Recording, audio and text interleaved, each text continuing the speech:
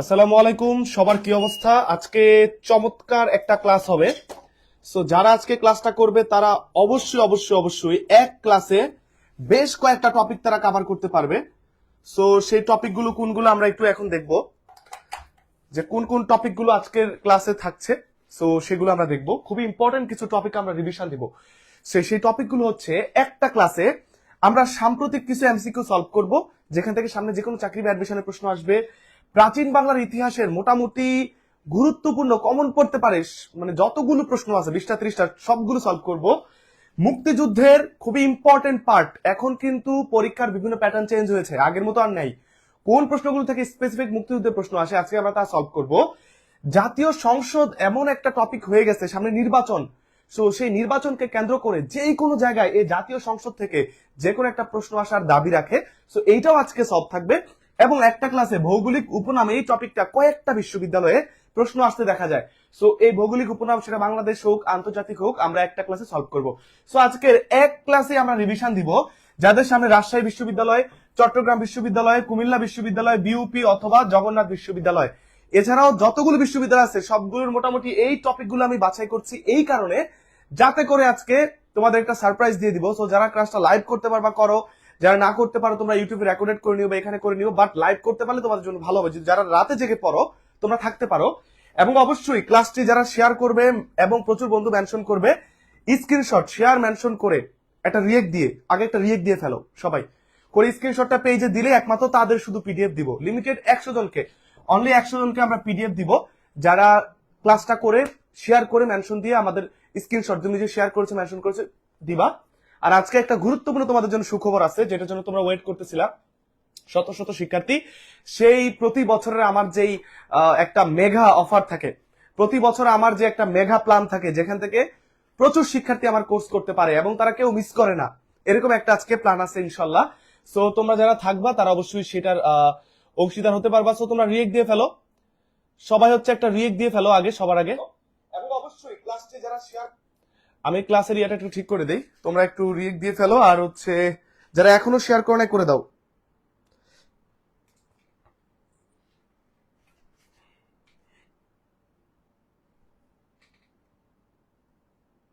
ওকে, so তোমরা একটু যুক্ত হয়ে যাও, তোমরা একটু যুক্ত হয়ে যাও। আমি তোমাদের দেখি কারা কারা যুক্ত হলে। ইনশাল্লাহ আমি যে কথা বলবো আজকে তোমাদের জন্য, সেই বিগ অ্যানাউন্সমেন্ট আছে। সেই বিগ অ্যানাউন্সমেন্ট হচ্ছে মাত্র মাত্র সরি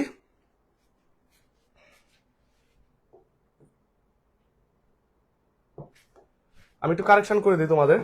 আজকে বিগ অ্যানাউন্সমেন্ট হচ্ছে এইটা। আমি মূলত তোমাদের এই স্পেশাল অ্যানাউন্সমেন্টটা একটা ক্লাসের মধ্য দিয়ে দিতে চেয়েছি বলে আজকে ক্লাসটা তোমাদের ইয়ে করতেছি, কারণ আমাদের কিন্তু হাতে বেশি সময় নাই। সো আমরা এখন ওই যে ফ্রি ক্লাস করব, এসে আসসালামু আলাইকুম ভাইয়া শেয়ার করো মেনশন করো, এগুলো বেশি বলার হাতে সময় নাই। সো আমার যে প্ল্যান, যেখান থেকে কমন পড়বে, সো সেই প্ল্যানটা নিয়ে হচ্ছে তোমাদের সামনে আজকে আগাবো, এবং তোমরা হচ্ছে কেউ মিস করবে না ইনশাল্লাহ। সো আজকে একটা ক্লাস করলে এই টপিকগুলো আমাদের রিভিশন হয়ে যাবে। আর পাশাপাশি তোমাদের যেটা কিছু অ্যানাউন্সমেন্টস আছে, তোমরা থাকবা ইনশাল্লাহ, যাতে করে তোমরা সেটা পেতে পারো। সো প্রথমেই আমরা যে টপিকে যাব, তার আগে বলবো মাত্র 399 টাকায়, মাত্র 399 টাকা, মানে আমার কোর্সের ইতিহাসে সবচেয়ে কম, যাতে করে সবাই আমার এই ক্লাসগুলো করতে পারে। এটা হচ্ছে আমাদের আজকের টার্গেট আর কি, এটা হচ্ছে আজকের টার্গেট। সো আমি দেখব কারা কারা,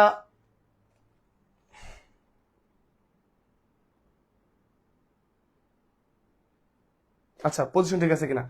মাত্র 399 টাকায় তুমি যতগুলো বিশ্ববিদ্যালয় দেখতেছো, আগামী 10টা ম্যারাথন ক্লাস হবে।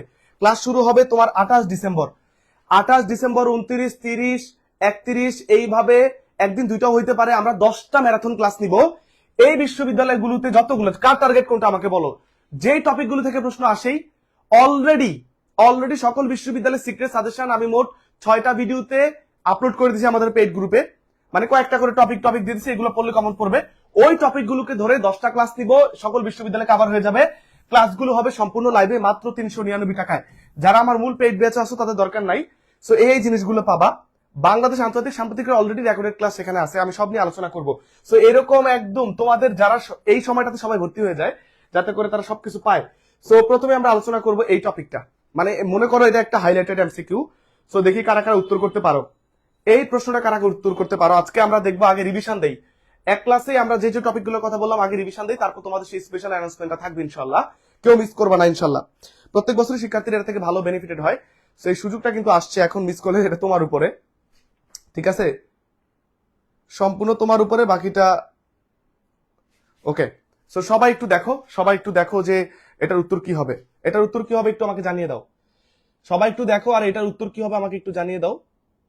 ওকে, এটার উত্তর কি হবে আমাকে জানাও। বাংলাদেশের 26তম যে বিচারপতি রয়েছেন তিনি 28 ডিসেম্বর, কত, 28 ডিসেম্বর নিয়োগ পাবেন। বাংলাদেশের এই বিচারপতিকে কে নিয়োগ দেন?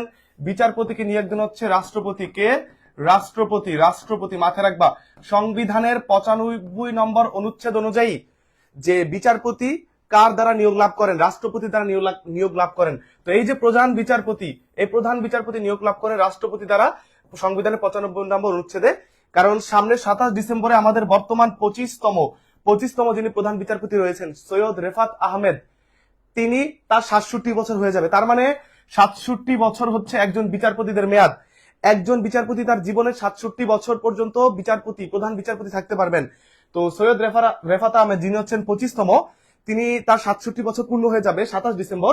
এই 28 ডিসেম্বর কে নিয়োগ পাবেন? এখানে 4টা অপশন আছে, 4টা অপশন একটু প্যাচ লাগানো দিয়েছি যাতে তোমরা বুঝতে পারো কিনা আমি জানি না, তোমরা বুঝতে পারো কিনা বা তোমাদের কনফিউজড হয় সেইভাবে আমি দিয়েছি, তোমরা একটু উত্তর করে দাও, তারপর আমরা দ্রুত চলে যাব। হ্যাঁ, আমরা দ্রুত চলে যাব। ডান সব ওকে, আমরা দ্রুত চলে যাব, নো প্রবলেম, দ্রুত চলে যাব।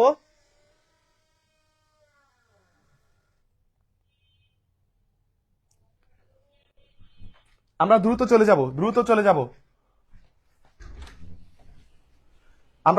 যাব ইনশাল্লাহ। ওকে, সো উত্তরটা হবে, খেয়াল করবা, জুবায়ের রহমান চৌধুরী, রহমান আছে কিনা খেয়াল করবা, উত্তরটা হচ্ছে জুবায়ের রহমান চৌধুরী। আর তিনি হচ্ছেন এই বর্তমানে আছেন, তিনি 25তম, 27 তারিখ তিনি চলে যাবেন। উত্তরটা হচ্ছে জুবায়ের রহমান চৌধুরী।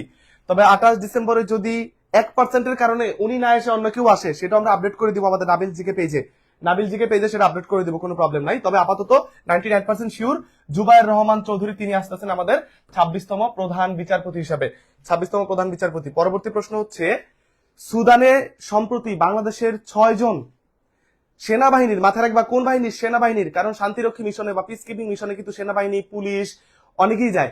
সেনাবাহিনীর 6 জন সদস্য তারা মানে মারা গিয়েছেন, নিহত হয়েছেন। সো সেই 6 জনের কথা আমরা জানলাম। এই 6 জন সদস্য মারা গিয়েছেন। কথা কোথায়? সুদানে। মাথায় রাখবা বর্তমানে শান্তিরক্ষী প্রেরণের শীর্ষ দেশ কোনটা, সেগুলো পরীক্ষা আসতে পারে। বা মাথায় রাখবা বাংলাদেশ কত সালে এই শান্তিরক্ষী যেই বাহিনী বা যেই পিসকিপিং মিশনে যুক্ত হয়েছে, সেটা হচ্ছে 1928 সালে সর্বপ্রথম কোন মিশনে যায়, UNIIMOG, এই মিশনটাতে যায়। ইরাক ইরানের মাঝখানে যেই যুদ্ধ হয়েছে শাতিল আরবকে নিয়ে আমরা জানি, সেইটাতে কিন্তু এই বাংলাদেশ প্রথম কোন মিশনে যোগদান করেছে। সো এটা তোমরা উত্তরটা জানো যে 2 এর উত্তর হবে 6 জন সম্প্রতি মারা গিয়েছেন। কতজন? 6 জন সম্প্রতি মারা গিয়েছেন। আমি একটা কথা বারবার বলো, তোমরা যারা একটা রিয়েক্ট দিয়ে নিজের টাইমলাইনে একটা শেয়ার করে দাও, আর প্রচুর বন্ধুকে মেনশন দাও, কারণ তোমাদের জন্য গিফট গুলো রয়েছে, আমি গিফট করে দিব। গিফট গুলো একটু নিয়ে আসো, যতগুলো গিফট আছে, চাবি, কলম, মগ, টি শার্ট যা আছে ওর কাছে বললে হবে, সব একসাথে নিয়ে আসো। সো তোমাদের জন্য স্পেশাল গিফট আছে, আমার নাবিল জিকের মগ আছে, কলম আছে, চাবির রিং আছে, টি শার্ট আছে। যারা আজকে সর্বোচ্চ শেয়ার মেনশন করে স্ক্রিনশট নাবিল জিকে পেজে দিবা, তারা পেয়ে যাবা। সো 6 জন, মাথায় রাখবা কয়জন মারা গিয়েছেন? 6 জন। পরবর্তী আমাদের প্রশ্ন হচ্ছে এইটা, আসন্ন ত্রয়োদশ জাতীয় সংসদ নির্বাচন গণভোটের লক্ষ্যে সারা দেশে যাত্রা শুরু করা 10টি ভোটের গাড়ির নাম কি? সম্প্রতি কিন্তু বাংলাদেশের জাতীয় সংসদ থেকে ডক্টর মোহাম্মদ ইউনূস একটা অনুষ্ঠান করে 10টা গাড়ি, কয়টা? 10টা ভোটের গাড়ি তিনি পাঠিয়েছেন বিভিন্ন জেলায়, প্রত্যেকটা মানে 64টা জেলা কভার করবে এই 10টা গাড়ি। সো সেই গাড়িটার নাম কি? মাঝে মধ্যে এরকম স্পেশাল কোনো গাড়ি, স্পেশাল কোনো কিছুর কিন্তু পরীক্ষা আসে, সেই গাড়িটার নাম কি প্রশ্ন আসতে পারে। সো বাংলাদেশের ইতিহাসে সর্বপ্রথম, এই প্রথমবার একই সময়ে গণভোট হচ্ছে প্লাস নির্বাচন হচ্ছে, গণভোট হচ্ছে এবং নির্বাচন হচ্ছে একই সাথে সামনে ফেব্রুয়ারিতে আমরা জানি। সো গণভোটটা কি কারণে? কারণ আমরা জানি জুলাই সনদের নাম তোমরা শুনেছো, যেটা সামনে খুবই হাইলাইটেড প্রশ্ন আসতে পারে। এই জুলাই সনদের পক্ষে মানুষ আছে নাকি নাই, শর্টকাটে বলি, এই জুলাই সনদকে মানুষ সাপোর্ট করে নাকি না, হ্যাঁ অথবা না ভোট দিবে, এটাই হচ্ছে গণভোট, রেফারেন্ডাম। গণভোটের ইংলিশ হচ্ছে রেফারেন্ডাম। আর একই সাথে আমাদের সামনে কততম সংসদ নির্বাচন? ত্রয়োদশ। ত্রয়োদশ মানে হচ্ছে 13তম। পরীক্ষা আসতে পারে কততম সংসদ নির্বাচন। তো তোমরা আমাকে বলো বাংলাদেশের প্রথম সংসদ নির্বাচন কবে হয়েছে? সো আমার কাছে কিন্তু প্রচুর পরিমাণে গিফট আছে। সো আমি যদি গিফট গুলো দেখাই, প্রচুর পরিমাণে গিফট আছে। এই যে এখানে এক বান্ডিল কলম আছে, তারপরে আমাদের নাবিল জিকের টি শার্ট আছে। টি শার্ট আমি দেখাচ্ছি, একটু দাঁড়াও, ওকে একটু দাঁড়াও। এই যে আমাদের নাবিল জিকের স্পেশাল তোমাদের মগ আছে। সো তোমরা যারা থাকবা, এই যে আমাদের নাবিল জিকের স্পেশাল কিন্তু মগ আছে। সো তোমাদের এইগুলা কিন্তু গিফট করা হবে। সো যে যেই ব্যাচের হোক কোনো প্রবলেম নাই, চাকরির হতে পারেন, যে যেখানেই হন এটাও পেতে পারেন। তারপর চাবির রিং কোথায়? আমাদের কিন্তু চাবির রিং পুরোটা, এই যে আমাদের কিন্তু নাবিল জিগির স্পেশাল পুরো চাবির রিং আছে। এত এত এত স্পেশাল চাবির রিং। আমরা যদি একটু দেখি সুন্দর করে, এক পাশে হচ্ছে নাবিল জিকে লেখা থাকবে, অপর দিকেও কিন্তু নাবিল জিকে লেখা থাকবে। সো এতগুলো আছে। তারপর আমাদের টি শার্ট গুলো বলি দেখি। ওকে, আমি একটা পরে আছি সেম কালার, প্লাস হচ্ছে ব্ল্যাক কালারের আছে, সুন্দর পিছনে ইয়ে করা থাকবে, খুব ভালো ফেব্রিকের। সো আজকে এরকম হচ্ছে দুইজনকে আমরা গিফট করব, টি শার্ট, তারপর হচ্ছে মগ, চাবির রিং গিফট করবো, আমরা কুরিয়ার করে পাঠিয়ে দিব। কাজ বেশি না, রিয়েক্ট দিয়ে আমরা তোমাদের গিফট করে তোমরা একটু অনুপ্রাণিত হও। সর্বোচ্চ পরিমাণে একটা রিয়েক্ট দাও আগে, সর্বোচ্চ পরিমাণে শেয়ার দাও, বন্ধুদেরকে মেনশন দিতে থাকো। এবং নর্মালি যারা শেয়ার মেনশন দিয়ে স্ক্রিনশট দিব, তোমরা তো পিডিএফ পাবা না, হলে কিন্তু পিডিএফ পাবা না। তো এই কাজগুলো করে দাও, কাজগুলো করে দাও, এখানে থাকুক, কাজগুলো করে দাও, তোমরা কিন্তু পেয়ে যাবে ইনশাল্লাহ, পেয়ে যাবে ইনশাল্লাহ, ঠিক আছে? সো এটা হবে সুপার কারাভান। নাম কি? সুপার কারাভান। সুপার কারাভান। তোমরা আমাকে বলো বাংলাদেশের প্রথম জাতীয় সংসদ নির্বাচন হয়েছে কত সালে? 1973 সালের কত? 7 মার্চ। 73 সালের 7 মার্চ। 73 সালের 7 মার্চ প্রথম জাতীয় নির্বাচন হয়েছে। এটাও কিন্তু আসতে পারে পরীক্ষায়, প্রথম জাতীয় নির্বাচন। এবং মাথায় রাখবা, বর্তমান নির্বাচন কমিশনার কে? বর্তমান প্রধান নির্বাচন কমিশনার কে? বাংলাদেশের প্রথম নির্বাচন কমিশনার কে? বাংলাদেশের প্রথম মহিলা নির্বাচন কমিশনার কে? এই টাইপের জিনিসগুলো থেকে সবসময় কিন্তু প্রশ্ন আসে। সো আমি তোমাদের একটু ধরিয়ে দিলাম, এই বিষয়গুলো একটু মাথায় রাখবা। পরবর্তীতে আমাদের প্রশ্ন হচ্ছে এটা, অনূর্ধ্ব 19 এশিয়া কাপ ক্রিকেটে চ্যাম্পিয়ন কোন দেশ? অতি সাম্প্রতিক তথ্য, অতি সাম্প্রতিক তথ্য। খেলাধুলা থেকে আমি তোমাদের হলপ করে বলি, যে কোনো জায়গায় প্রশ্ন আসে, সেক্ষেত্রে বাংলাদেশ কি কি অর্জন করলো, সেটা এশিয়া কাপ হোক, কোনো ফুটবলে হোক, এই বিষয়গুলো কি একটু নোট করতে হবে। বাংলাদেশের অবদানটা বেশি গুরুত্বপূর্ণ। তারপর সামনে আমরা জানি, সামনে কিন্তু আমরা জানি 23তম ফুটবল বিশ্বকাপ, 23তম ফুটবল বিশ্বকাপ খেলাধুলা পরবর্তী আসর, কততম আসর? 23তম। কত সালে হচ্ছে? 2026 সালে। কোথায়? উত্তর আমেরিকা মহাদেশে। উত্তর আমেরিকা মহাদেশে হচ্ছে। কয়টা দেশে? কয়টা দেশে? 3টা দেশে। কি কি? ইউএসএ তে হচ্ছে, কানাডায় হচ্ছে, আর হচ্ছে কোন দেশে? মেক্সিকো। এই 3টা দেশে কিন্তু হবে, উত্তর আমেরিকার 3টা দেশে, ঠিক আছে? মাস্কট কয়টা? 3টা মাস্কট, না মাথায় রাখবা। বলের নাম কি? ট্রাইউন্ডা। কি? ট্রাইউন্ডা। ট্রাইউন্ডা। তারপর কোথায় হচ্ছে, কোন মাঠে উদ্বোধনী খেলা হবে, কোন মাঠে ফাইনাল খেলা হবে, এই জায়গাটা একটু সুন্দর করে তোমরা পড়বা। সো অনূর্ধ্ব 19 এশিয়া কাপ ক্রিকেটে কিন্তু মোটামুটি ভারত পাকিস্তানের মাঝখানে ফাইনাল খেলাটা হয়েছে। ভারতের বিরুদ্ধে এমনকি পাকিস্তান মামলাও করতে যাচ্ছে, এরকমটা পত্রিকায় দেখলাম, গ্যাঞ্জাম হয়েছে। সো এটার কাপ নিয়েছে কিন্তু পাকিস্তান। কাপ নিয়েছে কোন দেশ? পাকিস্তান। কাপ নিয়েছে কোন দেশ? পাকিস্তান। অনূর্ধ্ব 19-এ কাপ নিয়েছে কোন দেশ? পাকিস্তান। মাথায় রাখতে হবে, কাপ নিয়েছে কিন্তু পাকিস্তান। সো তোমরা যারা ক্লাস দেখছো, ইনশাল্লাহ পুরো রিভিশন হয়ে যাবে। কোন কোন টপিক থেকে প্রশ্ন আসে তোমরা একটু মনোযোগ দিয়ে করো। পরবর্তীতে আমাদের প্রশ্ন হচ্ছে এটা, সাহিত্যে 2025 সালের নোবেল বিজয়ীকে? মাথায় রাখবা, নোবেল পুরস্কার দেওয়া শুরু হয় 1901 সাল থেকে। কে এটার প্রবর্তন করেন? সুইডেনের একজন বিজ্ঞানী। নাম কি? সুইডেনের একজন বিজ্ঞানী। নাম কি? নামটা, পুরো নামটা মাথায় রাখবা, Alfred, Alfred Bernhard, Alfred Bernhard, Alfred Bernhard Nobel. এই নোবেলের নাম অনুসারে নোবেল, ঠিক আছে? তো 1901 সাল থেকে চালু হয়ে মোট 5টা বিষয়ে নোবেল দেওয়া হতো। প্রথম 5টা, প্রথম 5টা খাতায় লিখবে। প্রথম এই নোবেল চালু করে গেছে 5টা বিষয় নোবেল। চিকিৎসা, পদার্থ, রসায়ন, কত হইলো? 3টা। সাহিত্য, শান্তি, কত হলো? 5টা। সাহিত্য, শান্তি, চিকিৎসা, পদার্থ এবং হচ্ছে রসায়ন। কিন্তু সর্বপ্রথম 1968 সালে অর্থনীতিতে নোবেল প্রবর্তন করা হয়, কিন্তু সেটা পুরস্কার দেওয়া হয়েছে 1969 সালে। তাহলে যদি আসে, সাহিত্যে নোবেল দেওয়া হয় কত সাল থেকে? 1901 সাল থেকে। অর্থনীতিতে কবে নোবেল পুরস্কার প্রথম দেওয়া হয়? 1969-এ। সো এইভাবে কিন্তু প্রশ্ন হতে পারে। সো এই আলফ্রেড নোবেল কি আবিষ্কার করেছিলেন? ডিনামাইট। কি আবিষ্কার করেছিলেন? ডিনামাইট। ডিনামাইট আবিষ্কার করেছিলেন, একটা বিস্ফোরক, ঠিক আছে? ডিনামাইট আবিষ্কার করেছিলেন। সো এই 2025 সালে কারা নোবেল পেলেন, কারা অস্কার পেলেন, এই বিষয়গুলো মাথায় রাখতে হবে। কারা বাংলা একাডেমি পুরস্কার পেলেন, কারা 21শে পদক, কারা স্বাধীনতা পুরস্কার। বিশ্বাস করো এই পুরস্কার পদক থেকে প্রায় সকল চাকরি বা অ্যাডমিশনে প্রশ্ন হয়েই থাকে। সো সেই জায়গায় একটু আমাদের ফোকাস করতে হবে। সো যেই জায়গায় প্রশ্ন হয় সেই জায়গায় ফোকাস করতে হবে। সো সাহিত্যে যেহেতু বলছে, সাহিত্যে বলছে এটা হবে লাসলো ক্রাসনাহোরকাই। লাসলো ক্রাসনাহোরকাই কোন দেশের? হাঙ্গেরির। অলরেডি ওনার থেকে হয়তো কয়েকটা পরীক্ষা প্রশ্ন অলরেডি চলে আসছে ওনার থেকে। আর এই মারিয়া কুরিনা মাচাদো তিনি পেয়েছেন 25 সালে কিসে? শান্তিতে। শান্তিতে মাথায় রাখবা, শান্তিতে পেয়েছেন, শান্তিতে। তার দেশ কোনটা? মারিয়া কুরিনা মাচাদোর দেশ কোনটা? একটু হিন্টস দিয়ে দেই কিভাবে তোমরা উত্তরটা করবা। তিনি যেই দেশে থাকেন সেই দেশে মুদ্রাস্ফীতি খুব বেশি। দক্ষিণ আমেরিকার একটা দেশ। সম্প্রতি যুক্তরাষ্ট্রের সাথে প্রচুর পরিমাণে গ্যাঞ্জাম চলতেছে। সেই দেশের বর্তমান প্রধান হচ্ছে নিকোলাস মাদ্রু। এবং তিনি যেই দেশের নাগরিক সেই দেশটা ওপেক বা Organization of Petroleum Exporting Countries, এই তেল রপ্তানিকারক দেশগুলোর যে সংগঠন ওপেকের প্রতিষ্ঠাতা দেশ, মানে উদ্যোক্তা দেশ। তো বলো মারিয়া কুরিনা মাচাদো কোন দেশের? মারিয়া কুরিনা মাচাদো শান্তিতে পেয়েছেন কোন দেশের? এই টাইপের প্রশ্ন কোন দেশে আসতে পারে, কোন বিষয়ে পেয়েছেন? সব বিষয়ে আসতে পারে।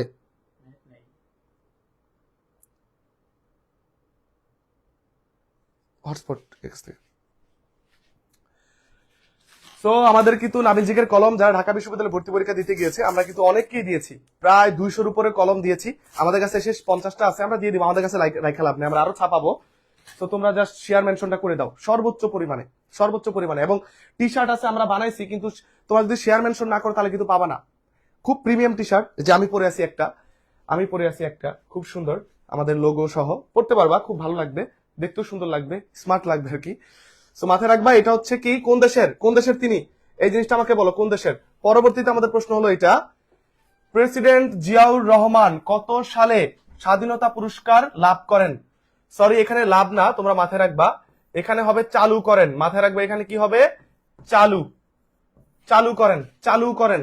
বলো কি হবে? চালু করেন। আমার কথা বুঝতে পারছো? এখানে কি হবে? একটু ভুল আছে, এখানে হবে চালু করেন। কি হবে? চালু করেন। তোমরা একটু উত্তর করে দাও এখানে কি হবে। কবে?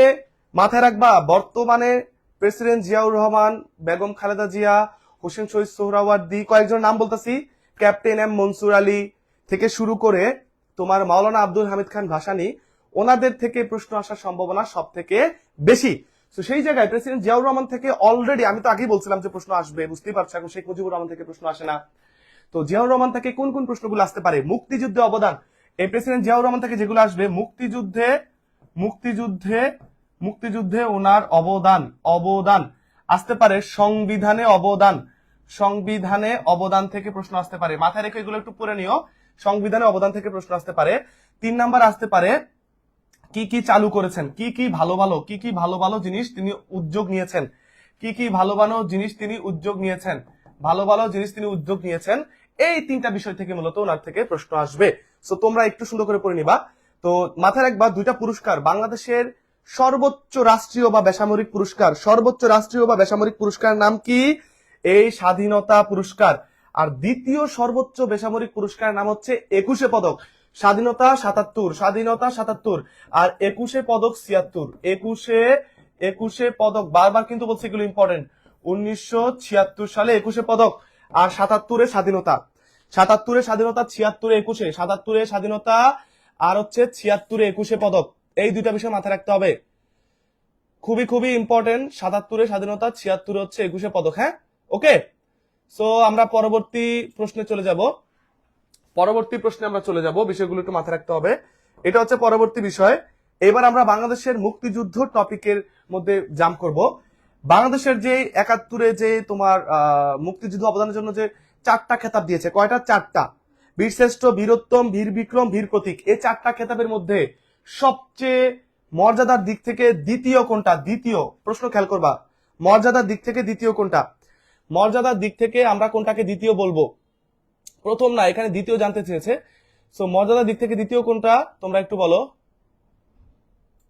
মর্যাদার দিক থেকে দ্বিতীয় কোনটা? তোমরা কি বলতে পারবা মর্যাদার দিক থেকে দ্বিতীয় কোনটা? কারো কি জানা আছে? 21শে পদক। এই 2টা বিষয় মাথায় রাখতে হবে, খুবই খুবই। বলো মর্যাদার দিক থেকে দ্বিতীয় কোনটা? সো এই মুক্তিযুদ্ধ থেকে মানে একটাও বিশ্ববিদ্যালয় নাই, একটাও চাকরি পরীক্ষা নাই সিঙ্গেল যে প্রশ্ন হবে না। তাহলে তোমরা যদি এই টপিকটা খুব ভালো করে পড়ে যাও, তাহলে কিন্তু তোমাদের 1 নাম্বার মিস হবে না। এখন কোন কোন জিনিসগুলো একটু ভালো করে পড়বা, অনেক টপিকই তো আছে, বিশেষ করে ভাষা। আমি বলি তমদ্দুন মজলিস, লেখো তমদ্দুন, তমদ্দুন মজলিস, তমদ্দুন মজলিস, ভাষা শহীদ, ভাষা শহীদ, ভাষার যে স্বীকৃতি বা কবে ইউনেস্কো স্বীকৃতি দিছে, কবে পাকিস্তান স্বীকৃতি দিছে, তাদের সংবিধানে অ্যাড করছে, ভাষার স্বীকৃতি মাথায় রাখবা, ভাষার স্বীকৃতি, ভাষা আন্দোলন ভিত্তিক, ভাষা আন্দোলন ভিত্তিক যত, ভাষা আন্দোলন ভিত্তিক যত গান, ভিত্তিক যত গান, ভাস্কর্য, উপন্যাস, নাটক, চলচ্চিত্র যা যা আছে, চলচ্চিত্র যা যা আছে, এই ভাষা আন্দোলনের তমদ্দুন মজলিস তো তোমার 47-এর ঘটনা, এগুলো হচ্ছে 52-র ঘটনা। অপরদিকে তুমি 1971 সালে যা যা পড়বা, তোমার যা যা পড়বা, sector, sector, sector commander must. তারপর হচ্ছে এই যে খেতাব, আমি কেন দিলাম, খেতাব পড়বা, খেতাব পড়বা। তারপর পড়বা হচ্ছে তুমি কি পড়বা, বীরশ্রেষ্ঠ, বীরশ্রেষ্ঠ খুবই প্রাসঙ্গিক বর্তমানে, বীরশ্রেষ্ঠ থেকে প্রশ্ন আসবে। তারপর তুমি পড়বা আমাদের যে স্বীকৃতি দিয়েছে, 71-এর স্বীকৃতি দিয়েছে। তারপর এখানে যে বললাম ভাষা আন্দোলন ভিত্তিক গান, ভাস্কর্য, চলচ্চিত্র, তুমি মুক্তিযুদ্ধ ভিত্তিক গান, ভাস্কর্য, চলচ্চিত্রগুলো পড়বা। অপরদিকে মুক্তিযুদ্ধে বিদেশিদের অবদান, নারীদের অবদান, কারা কি ছিলেন, নারী দুজন কারা কি ছিলেন, হাবিজাবি, সকল কিছু একটু সুন্দর করে পড়বা। আমি তোমাদের অ্যানাউন্স করে দিতে চাই আমাদের পেইড ব্যাচে, আমি তোমাদের আজকে বলছি একটা স্পেশাল অ্যানাউন্সমেন্টের জন্য আমি মূলত এসেছি। মাত্র তুমি দেখো কয় টাকায়, 300, এখানে 400 না 399 হবে, এখানে ভুল আছে, 399 টাকায়, 400 টাকাও না, 400 টাকা থেকে 1 টাকা কম, 10টা ক্লাস নিব। তোমার Rajshahi A unit, CU B plus D, Comilla B, BUP যে 3টা ইউনিট আছে, F A double S, F triple S, F F BS, জগন্নাথের বি থেকে শুরু করে সামনে জাতীয় দেও, গুচ্ছ দেও, মাত্র 399 টাকার জন্য। আমি আমাদের ওই গ্রুপে আগের সকল ক্লাসও পাবা, আগের সকল এক্সাম পাবা, আগের সকল তুমি মডেল টেস্ট পাবা, আগের সকল সাম্প্রতিক ক্লাস পাবা, আগের সকল দাগানো স্লাইডও পাবা। সো ওই গ্রুপটাতে আমাদের ক্লাস হবে, 10টা ক্লাস নিব, 28 তারিখ থেকে শুরু হবে, 28 ডিসেম্বর থেকে শুরু হবে। আমি মাত্র 10টা ম্যারাথন ক্লাস নিব। এই 10টা ক্লাসে এই বিশ্ববিদ্যালয়গুলোর যেই টপিকগুলো কমন এবং ইম্পর্টেন্ট তা তোমাদের রিভিশন লাইভে আমি করাই দিব। এক একটা ক্লাস 1.5 ঘন্টা করে হবে, শুধু ক্লাসগুলো করবো ইনশাল্লাহ, সেই টপিকগুলো পড়াবো যেখান থেকে প্রশ্ন আসবে। আর দ্বিতীয়ত আমি অলরেডি কিন্তু এগুলোর প্রত্যেকটার সিক্রেট সাজেশন গ্রুপে দিয়ে দিছি, মানে শিক্ষার্থীরা পেড গ্রুপে যারা ওরা পেয়ে গেছে যে এই বিশ্ববিদ্যালয়ে কোন কোন টপিক থেকে প্রশ্ন আসবে, অলরেডি গুছায়া খুব সাজায়া চিন্তা করে 2-3টা জায়গা আমি দিয়ে দিছি। সো ওই সবই তো পাবা, প্লাস 10টা ক্লাস আমি নিব, 28 ডিসেম্বর থেকে শুরু হবে। ভর্তি হতে তোমরা এই নাবিলজিকে পেজে জাস্ট নক দাও, যত দ্রুত নক দিবা তত দ্রুত তোমাদের ভর্তি করে দেওয়া হবে। সো প্রসেসটা পুরো পরে বলবো। সো এটা হবে বীর উত্তম, মাথায় রাখবা, বীর শ্রেষ্ঠ হচ্ছে প্রথম একদম খেতাব, বীর উত্তম হচ্ছে দ্বিতীয় খেতাব, বীর বিক্রম তৃতীয় মর্যাদার দিক থেকে, আর বীর প্রতীক হচ্ছে চতুর্থ মর্যাদার দিক থেকে। এই 4টা সিরিয়াল একটু মাথায় রাখবা। পরবর্তীতে আমাদের প্রশ্ন হচ্ছে এইটা, স্বাধীনতা যুদ্ধে অবদান রাখার জন্য কতজন মহিলাকে বীর প্রতীক, মাথায় রাখবা, ওনাদের কিন্তু বীর প্রতীক দিছে, বীর প্রতীকের বাইরে কাউকে দেয় নাই। সেই তারা কে, একজন হচ্ছেন ডাক্তার সেতারা বেগম, ঢাকা বিশ্ববিদ্যালয়ে, মাথায় রাখবা এই ডাক্তার সেতারা বেগম থেকে প্রশ্ন আসতে পারে। কেন আসতে পারে, কারণ কোনো কিছু যখন নতুন নতুন ঘটে সেখান থেকে কিন্তু প্রশ্নটা পিছন দিকে যায়। ডাক্তার সেতারা বেগমের নামে ঢাকা বিশ্ববিদ্যালয়ের যে ফজিলাতুন্নেসা মুজিব যে হলটা রয়েছে, যিনি হচ্ছে শেখ মুজিবুর রহমানের মানে তোমার স্ত্রী, সো ওনার যে নামে হলটা আছে বঙ্গমাতা শেখ ফজিলাতুন্নেসা মুজিব হল, ওইটার নাম পরিবর্তন করে কিন্তু এই ডক্টর সেতারা বেগম হল করার সিদ্ধান্ত নেওয়া হচ্ছে। সো বুঝতেই পারছো এটা খুবই ইম্পর্টেন্ট একটা পরিবর্তন বাংলাদেশে। তো এই ডাক্তার সেতারা বেগম তিনি যুদ্ধ করেছেন, মাথায় রাখবা 2 নং সেক্টরে। 2 নং সেক্টর বলতে কোনটা বোঝায়, মূল ঢাকা, ঢাকা কিন্তু 2 এবং 3 দুই সেক্টরে ছিল, কিন্তু ঢাকার মূল শহরগুলা এমনকি ঢাকা বিশ্ববিদ্যালয় সহ, যেটা এবার ঢাকা বিশ্ববিদ্যালয় পরীক্ষা আসছে, সেটা কিন্তু 2 নং সেক্টরে ছিল। তিনি 2 নং সেক্টরে যুদ্ধ করেছেন এবং তিনি কিন্তু একজন ডাক্তার ছিলেন। মুক্তিযুদ্ধের যে ফিল্ড হাসপাতাল, মাথায় রাখবা ডাক্তার জাফরুল্লাহ যে ফিল্ড হাসপাতাল প্রতিষ্ঠা করেছিলেন, সেখানে কিন্তু ডাক্তার সেতারা বেগমের অবদান রয়েছে। আরেকজন হচ্ছেন তারামন বিবি, তারামন বিবি, তিনি যুদ্ধ করেছেন 11 নং সেক্টরে, 11 নং সেক্টরে। এছাড়াও একজন ব্যক্তি রয়েছেন, তিনি হচ্ছেন মুক্তিযুদ্ধে আমাদের গুপ্তচর বলা হয়। গুপ্তচর কারা, যারা হচ্ছে আমাদের পক্ষের খবরাখবর বিভিন্ন জায়গায় আনা নেওয়া করতো, সেই ব্যক্তির নাম হচ্ছে কাকন বিবি। কি, কাকন বিবি। এই কাকন বিবি হচ্ছেন একজন খাসিয়া ক্ষুদ্র নিগোষ্ঠীর অংশ, খাসিয়া। মাথায় রাখবা বাংলাদেশে 2টা ক্ষুদ্র নিগোষ্ঠী যারা মাতৃতান্ত্রিক, মা প্রধান ওইখানে Garo plus Khasia, Garo plus Khasia, Garo plus Khasia কিন্তু মাতৃতান্ত্রিক। এই কাকন বিবি তিনি যুদ্ধ করেছেন 5 নং সেক্টরে, ঠিক আছে, তাকে বলা হয় মুক্তি বেটি। কাকে মুক্তিযুদ্ধে মুক্তি বেটি বলা হয়? মুক্তি বেটি বলা হয় কাকন বিবিকে, মুক্তি বেটি। 5 নং সেক্টর, কাকন বিবি ছিলেন গুপ্তচর, তাকে কিন্তু বীর প্রতীক দেওয়ার কথা ছিল, দিলে কিন্তু 3 জন নারীকে বীর প্রতীক দেওয়া হয়তো, এটা আমরা পড়তাম। তাকে কোনো বীর প্রতীক দেওয়া হয় নাই। বীর প্রতীক হচ্ছে কয়জন? 2 জন, একজন হচ্ছে সেতারা বেগম, একজন তারামন বিবি, ঠিক আছে, একজন সেতারা, একজন তারামন বিবি, মাথায় রাখবা। তোমরা আমাকে কমেন্ট করে জানাও মুক্তিযুদ্ধে কোন বিদেশিকে, একমাত্র বিদেশি খেতাবপ্রাপ্ত ব্যক্তিকে, এইটা পরীক্ষা কিন্তু আসে, খেতাবপ্রাপ্ত বিদেশিকে পরীক্ষা আসে। পরবর্তীতে প্রশ্ন হলো স্বাধীন বাংলা বেতার কেন্দ্র প্রথম কোথায় স্থাপিত হয়েছিল? তোমরা জানো এইটা খুবই ইম্পর্টেন্ট, কারণ মুক্তিযুদ্ধের প্রশ্ন কোন জায়গা থেকে হয় তোমাদের ধরতে হবে, তোমরা ধরতে পারো না। এটা কোন সেন্স থেকে হবে? মুক্তিযুদ্ধে তোমার যে স্বাধীনতার ঘোষণা করা হয়েছে বা চরমপত্র পাঠ করা হতো, বা মুক্তিযুদ্ধের দ্বাদশ সেক্টর বলা হয় স্বাধীন বাংলা বেতার কেন্দ্রকে।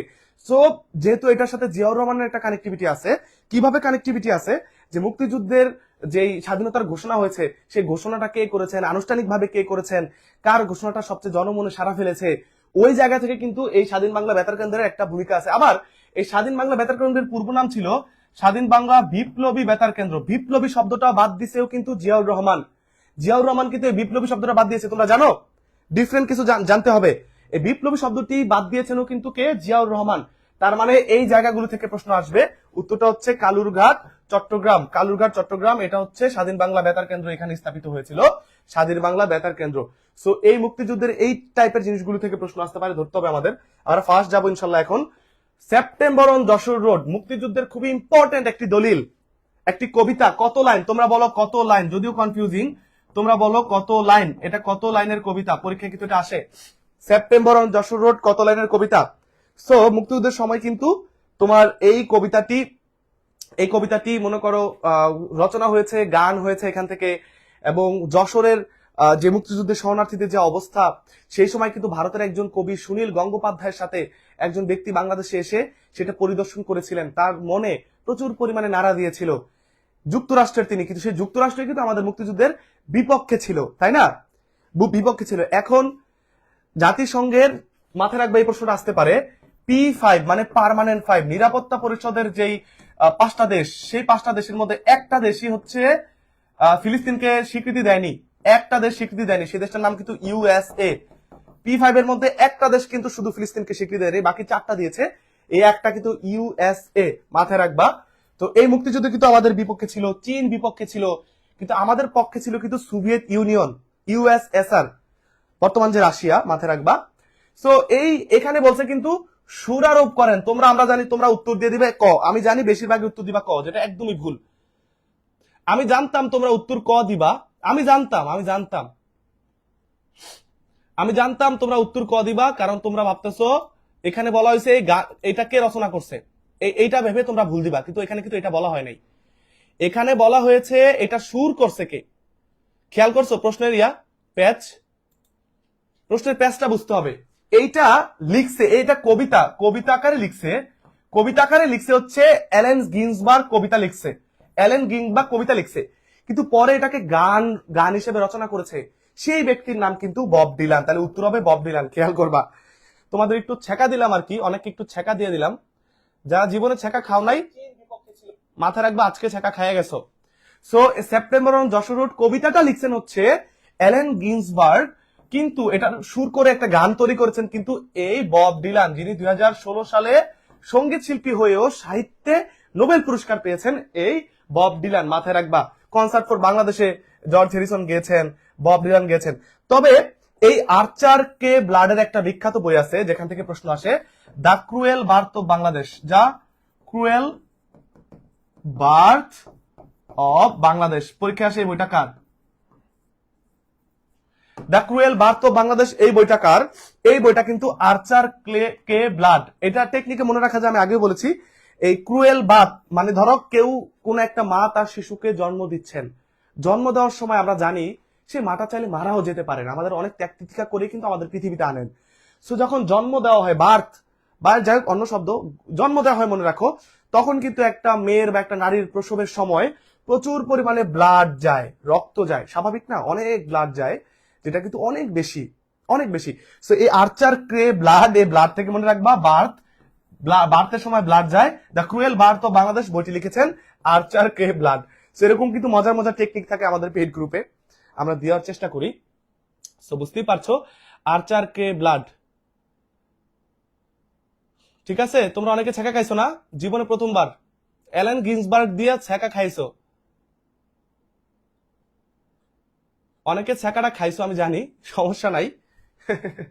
মাথায় রাখবা। পরবর্তীতে আমাদের প্রশ্ন হচ্ছে, ও আচ্ছা, প্রশ্নের আগে আমি যেটা বলে দিই ভাই, আমি মূলত তোমাদের আগেও বলি, আমি জাস্ট 1 মিনিট সময় নিব, 1 মিনিট পরে আমরা আরো প্রশ্ন সলভ করবো, তোমরা দেখো পারো কিনা।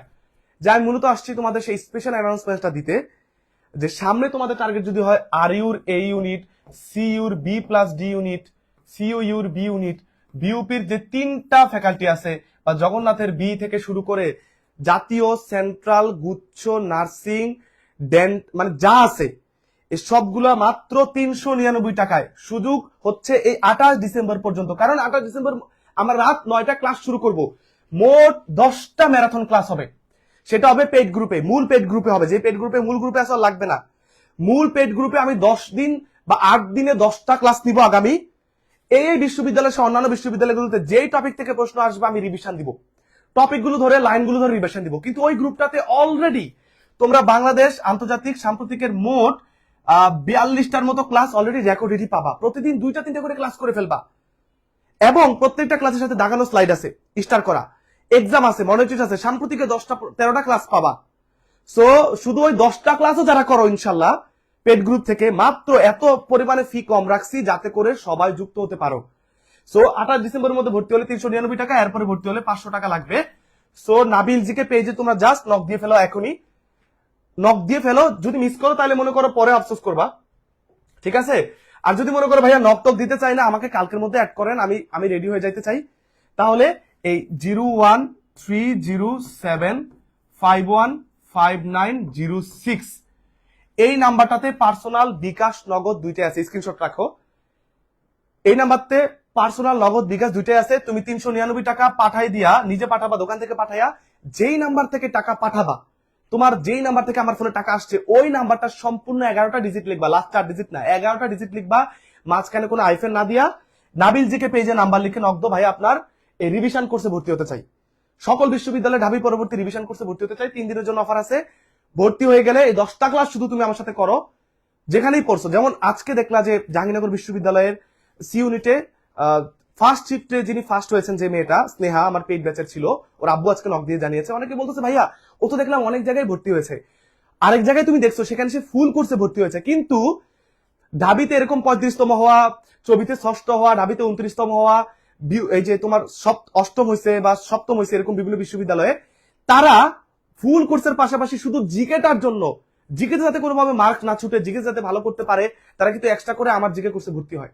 সেই জন্য তুমি অন্যান্য কোর্সেও দেখছো, আমার কোর্সেও দেখছো। তোমরা যারা 399 টাকায় ভর্তি হবা আজকে নক দাও, এটা একজন মিস করো না। তুমি জাস্ট এই 10টা ক্লাস করো, আর আগের সকল ক্লাস তো তুমি পাবা এই গ্রুপে। অনেকে বলো ভাই আগের গুলো পাবো কিনা, সামনে তো আমি অনেকগুলো প্রিপারেশন নিবো, আমার গুচ্ছ বা অনেকগুলো আছে, আমি চাই রেকর্ড ক্লাস করে ফেলবো এক্সাম দিতে, সবই আছে ওই গ্রুপটাতেই হবে, মেইন গ্রুপেই। শুধু 28 ডিসেম্বর থেকে আমাদের সেই মহা ম্যারাথন ক্লাস শুরু হবে। মহা ম্যারাথন যাকে বলে, মনে করো মহা ম্যারাথন। সো তোমরা এইটা একদমই কম তোমাদের জন্য আশা করি। সো যদি আজকে নক দিয়ে ভর্তি টাকা পাঠায় সম্পূর্ণ নাম্বারটা দিয়ে দাও, আমি দ্রুত যুক্ত করে দিব ইনশাল্লাহ, মিস করো না কেউ। এই অ্যানাউন্সমেন্টটা দিয়ে দিলাম, আমি জানি যারা ভর্তি হবো তারা জিতবা। যতজন ভর্তি হো, 10 জন, 100 জন, 200, 400, আমার মনে করো যারা ভর্তি হবো তারা জিতবা ইনশাল্লাহ, এই কথাটা বলতে চাই বারবার। ভুটান কত তারিখে বাংলাদেশকে স্বীকৃতি দেয়, মাথায় রাখবা, বাংলাদেশকে প্রথম স্বীকৃতি দেয় এই ভুটান, প্রথম স্বীকৃতি ভুটান দিয়েছে। এখন এর পাশাপাশি কোন বিষয়গুলো বারবার পরীক্ষা আসে? প্রথম আরব দেশ, মাথায় রাখবা, প্রথম মাথায় রাখবা কোনগুলো, শুধু এই স্বীকৃতি থেকে প্রশ্ন আসতে পারে। প্রথম আরব দেশ, প্রথম মুসলিম দেশ, প্রথম মুসলিম, প্রথম অনারব মুসলিম, প্রথম অনারব মুসলিম, এবং সর্বশেষ কে দিয়েছে। সো এই কয়েকটা বিষয় থেকে কিন্তু প্রত্যেকবার বেশি প্রশ্ন আসে। স্বীকৃতি থেকে কোন জায়গাগুলো থেকে বেশি প্রশ্ন আসে আমি তোমাদেরকে ধরিয়ে দিলাম।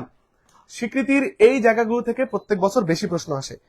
সো দেখো, প্রথম সর্বশেষ দেয় কিন্তু চীন দেয়, ঠিক আছে, 1975 সালে খুব সম্ভবত 31 আগস্ট। সর্বশেষ চীন, সর্বশেষ কোন দেশ? সর্বশেষ বাংলাদেশকে স্বীকৃতি দিয়েছে চীন। ভুটান কত তারিখে দিয়েছে? এটা কিন্তু খুবই তোমরা জানো, প্রথম দিয়েছে 6 ডিসেম্বর 1971 সালে। 6 ডিসেম্বর 1971 সালে, 6 ডিসেম্বর 1971 সালে। পরবর্তী প্রশ্ন হচ্ছে এটা, এক সাগর রক্তের বিনিময়ে গানটির গীতিকার কে? তোমরা ধরেই নাও যে মুক্তিযুদ্ধ ভিত্তিক গান, ভাষা আন্দোলন ভিত্তিক গান, গানের এই গীতিকার, গীতিকার মানে যে লিখেছেন, গানটি লিখেছেন তাকে কিন্তু গীতিকার বলে। তোমরা অনেকেই মনে করো গীতিকার মানে যে গাইছে, যে গাইছে মানে যে সুর করছে তিনি সুরকার, কিন্তু গানটা যিনি রচনা করেছে, গীতিকার জায়গায় থাকতে পারে রচনা কে করেছে, রচনা, অথবা লিখেছেন কে, গানটি লিখেছেন, গানটি লিখেছেন কে। এই তিনটার উত্তর কিন্তু একই বিষয় বোঝায়, গীতিকার, রচনাকারী বা ইয়ে। সো এক সাগরী রক্তের বিনিময়ে বাংলার স্বাধীনতা আনলে যারা, এই গানটার গীতিকার মানে লিখছে কে, সেটা তোমরা উত্তর করো। গোবিন্দ হালদার। এই গোবিন্দ হালদার কিন্তু মুক্তিযুদ্ধ ভিত্তিক গানের ক্ষেত্রে বর্তমানে খুব ইম্পর্টেন্ট। গোবিন্দ হালদার মাথায় রাখবা। চাষী নজরুল ইসলামের বিখ্যাত একটা চলচ্চিত্র আছে যেখানে পরীক্ষা আছে, ওরা 11 জন, লিখে ফেলো, ওরা 11 জন। এটার পরিচালক কে? ওরা 11 জন, এটার পরিচালক হচ্ছে চাষী নজরুল ইসলাম। চাষী নজরুল ইসলাম, চাষী নজরুল ইসলাম হচ্ছে ওরা 11 জন।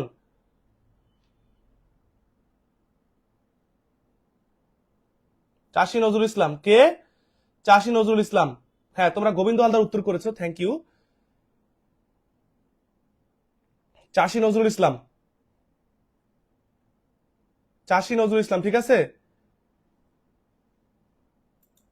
চাষী নজরুল ইসলাম। যারা শেষ সময় ভালো করতে চাও রিভিশন কোর্সে ভর্তি হয়ে যেতে পারো। চাষী নজরুল ইসলাম ওরা 11 জন। পরবর্তী প্রশ্ন হচ্ছে এটা, মুক্তিযুদ্ধে বীর শ্রেষ্ঠদের মধ্যে প্রথম শহীদ হন কে? মানে এটার মতো কনফিউজিং প্রশ্ন আমি আর দেখি নাই, এটার মতো। এখন আমরা একটু ফাস্ট যাব। মুক্তিযুদ্ধে প্রথম শহীদ হন কে? এইখানে খুবই খুবই কনফিউজিং। একটা হচ্ছে 8 এপ্রিল, তোমরা জানো এগুলো কনফিউশন আছে, 8 এপ্রিল, 18 এপ্রিল, আর এটা হচ্ছে 20 এপ্রিল। এই তিনটা তারিখ আমি কেন লিখলাম, এটা আমি তোমাদের মনে রাখার জন্য একটা টেকনিক দিলাম, টেকনিকটা মাথায় রাখবা। 8 এপ্রিল, 18 এপ্রিল, 20 এপ্রিল, এই তিনটা তারিখ নিয়ে হয়েছে যত ঝামেলা। যে প্রথম বীরশ্রেষ্ঠদের মধ্যে শহীদকে, আমরা জানি আমাদের বীরশ্রেষ্ঠ কতজন? 7 জন। এই বীরশ্রেষ্ঠদের মধ্যে প্রথম শহীদকে, 2 জন ব্যক্তিকে নিয়ে সবচেয়ে কনফিউশন হয়। একজন হচ্ছে কে? আব্দুর রউফ। কে?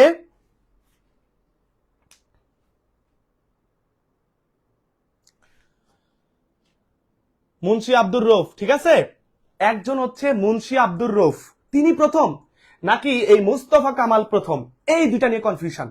কেন কনফিউশন হচ্ছে এবার আমাকে প্রশ্ন করলে আমি উত্তর দিব, যে এটা নিয়ে যারা ইতিহাস লিখেছেন বা মুক্তিযুদ্ধ বিষয়ক মন্ত্রণালয় তারা নিজেরাই কনফিউশন তৈরি করছে, আমরা না।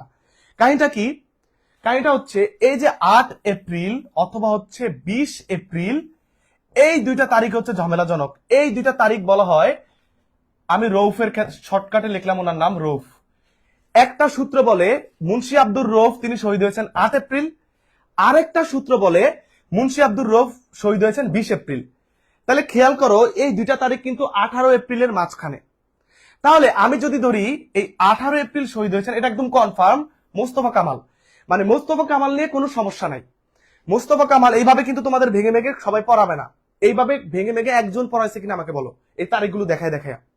দেখো একটু, এই জন্য বলি খেয়াল করো, কষ্ট করছি খেয়াল করো, যে 18 এপ্রিল শহীদ হয়েছেন মোস্তফা কামাল, এটা নিয়ে কারো কোনো মতানৈক্য বা দ্বিমত নাই। কিন্তু আব্দুর রউফ শহীদ হয়েছেন এটা নিয়ে দুইটা রেফারেন্স পাওয়া যায়, কেউ বলে 8 এপ্রিল, কেউ বলে 20 এপ্রিল। এখন আমি ধরে নিলাম 8 এপ্রিল তিনি মারা গিয়েছেন, তাহলে কি হয়? তিনি প্রথম শহীদ হয়, দ্বিতীয় শহীদ হয় মোস্তফা কামাল। কিন্তু আবার যদি ধরি নেই তিনি 20 এপ্রিল শহীদ হয়েছেন, তখন প্রথম শহীদ হয় 18 এপ্রিল মোস্তফা কামাল, তিনি হন দ্বিতীয় শহীদ। তো এই জন্য আমার তোমাদের জন্য প্রথম কথা, 1 নাম্বার কথা থাকবে, পরীক্ষার হলে যখন তোমরা দুইজনের যে কোনো একজনকে দেখবা তখন তো নিঃসন্দেহে মোস্তফা কামাল দিতে পারবা, কারণ এখানে কিন্তু মুন্সি আব্দুর রউফ নাই। এখানে কে নাই? এখানে কিন্তু মুন্সি আব্দুর রউফ নাই, তাই না? এখানে মুন্সি আব্দুর রউফ নাই, তোমরা নিঃসন্দেহে কি দিতে পারবা? মুস্তফা কামাল। কিন্তু যদি মুন্সি আব্দুর রউফ থাকে, ধরো এখন আবার অপশনে মুস্তফা কামাল নাই, অপশনে আছে মুন্সি আব্দুর রউফ, তখন আবার দিবা মুন্সি আব্দুর রউফ। সো দুইটা অপশনে থাকলে কি হবে তোমরা নিজেরা ধারণা করে নাও, বা এরকম আমি প্রশ্ন এরকম দেখিনি খুব বেশি। সো যে কোনো একটা থাকার সম্ভাবনা কিন্তু বেশি। একটা থাকার সম্ভাবনা বেশি। সো এইভাবে কিন্তু তোমাদের বুঝতে হবে। পরবর্তী প্রশ্ন, এবার আমরা জাতীয় সংসদের কিছু প্রশ্ন সলভ করব, খুব ইম্পর্টেন্ট। সামনে নির্বাচন, জাতীয় সংসদ থেকে মাথায় রাখো, মানে এটা থেকে বললেও আসবে, তোমরাও জানো আমার এখানে কোনো স্পেশাল সাজেশনের কিছু নাই, এখান থেকে প্রশ্ন আসবে। জাতীয় সংসদের 1 নং আসন কোথায়, কোন জেলায়? সংসদের আমি কি কি জিনিস পড়বো আমি বলি। সংসদের বেসিক আছে না কিছু বেসিক, যেমন জাতীয় সংসদের প্রতীক, প্রতীক কি? জাতীয় সংসদের প্রতীক হচ্ছে শাপলা, প্রতীক হচ্ছে শাপলা, জাতীয় সংসদের প্রতীক হচ্ছে শাপলা। আবার জাতীয় সংসদের তোমার কে রূপকার, এটা কে বানাইছে? রূপকার কে? Louis I Kahn, Louis I Kahn. জাতীয় সংসদের পিছনে একটা লেক আছে, হ্রদ আছে, কি lake? Crescent Lake, Crescent Lake. জাতীয় সংসদে আয়তন কত? জাতীয় সংসদের আসন কয়টি? জাতীয় সংসদে প্রথম বিদেশি কারা কারা ভাষণ রেখেছেন, এই বিষয়গুলো একটু নোট করে ফেলবা। এর পাশাপাশি জাতীয় সংসদের যে নির্বাচনগুলো হচ্ছে, সংসদের বিভিন্ন বা সংবিধানের আইন দ্বারা কে কাকে শপথ বাক্য পাঠ করায়, কে কার নিকট পদত্যাগ পত্র পেশ করেন, সংসদ বা সংবিধানের অনুযায়ী রাষ্ট্রপতির কি কি ক্ষমতা আছে, প্রধানমন্ত্রীর কি কি ক্ষমতা আছে, বাংলাদেশের রাষ্ট্রপ্রধান কে, সরকার প্রধান কে, বাংলাদেশের স্কাউটের প্রধান কে, বাংলাদেশের জাতীয় সংহতির প্রতীক কে, এই টাইপের কিছু বেসিক প্রশ্ন আছে। সো দেখো সংসদের আসন মাথায় রাখবো, বাংলাদেশের উত্তর দিক থেকে দক্ষিণ দিকে যাবা তাহলেই 1 নং আসন পেয়ে যাবা। উত্তর হচ্ছে পঞ্চগড়, 1 নং আসন পঞ্চগড়। আর 300তম আসন, 300তম আসন হচ্ছে বান্দরবান, 300তম বান্দরবান, 1 নং আসন হচ্ছে পঞ্চগড়, 300তম। হ্যাঁ, 298 হচ্ছে তোমার খাগড়াছড়ি, আর 299 হচ্ছে রাঙামাটি, আর এই 300তম হচ্ছে বান্দরবন। না, অনেকে বলে ভাই বান্দরবন যাবো, বান্দরবন না, বান্দরবান, ঠিক আছে। এই যে পার্বত্য চট্টগ্রামে যে 3টা জেলা, তারা হচ্ছে এইভাবে প্যাটার্নে আছে।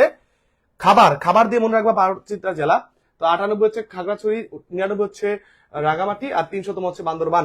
মাথায় রাখবা। 1 নম্বর হচ্ছে এই পঞ্চগড়। এখন কে কোন আসন থেকে সামনে নির্বাচন করবা একটু কমেন্ট করো তো, কে কোন আসনের? আমি হচ্ছে মতলব 2 আসনের, ঠিক আছে, তোমরা একটু জানাই দাও।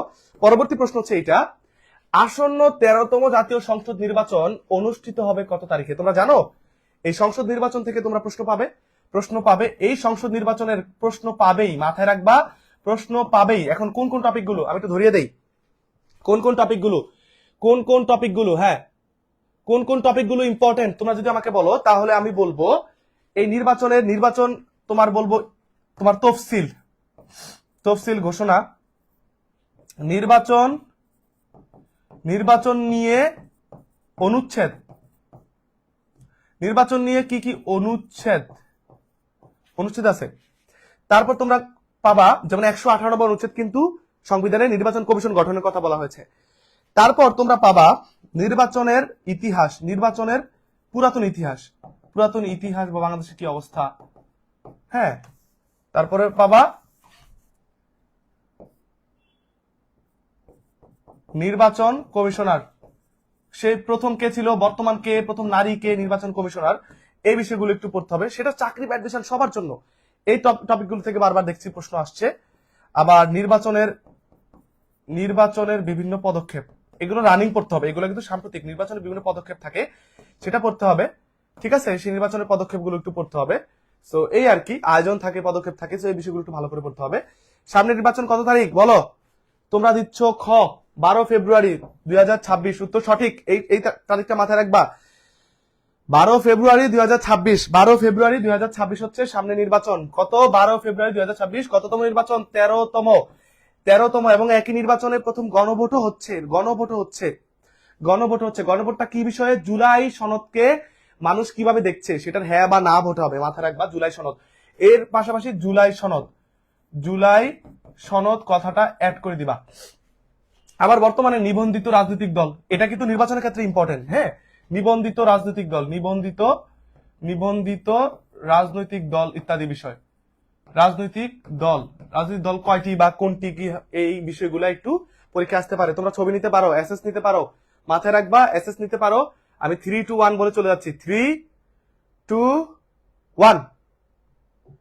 পরবর্তীতে অ্যামিকাস কিউরি অর্থ কি? অসংখ্যবার এসেছে যে অ্যামিকাস কিউরি অর্থ কি।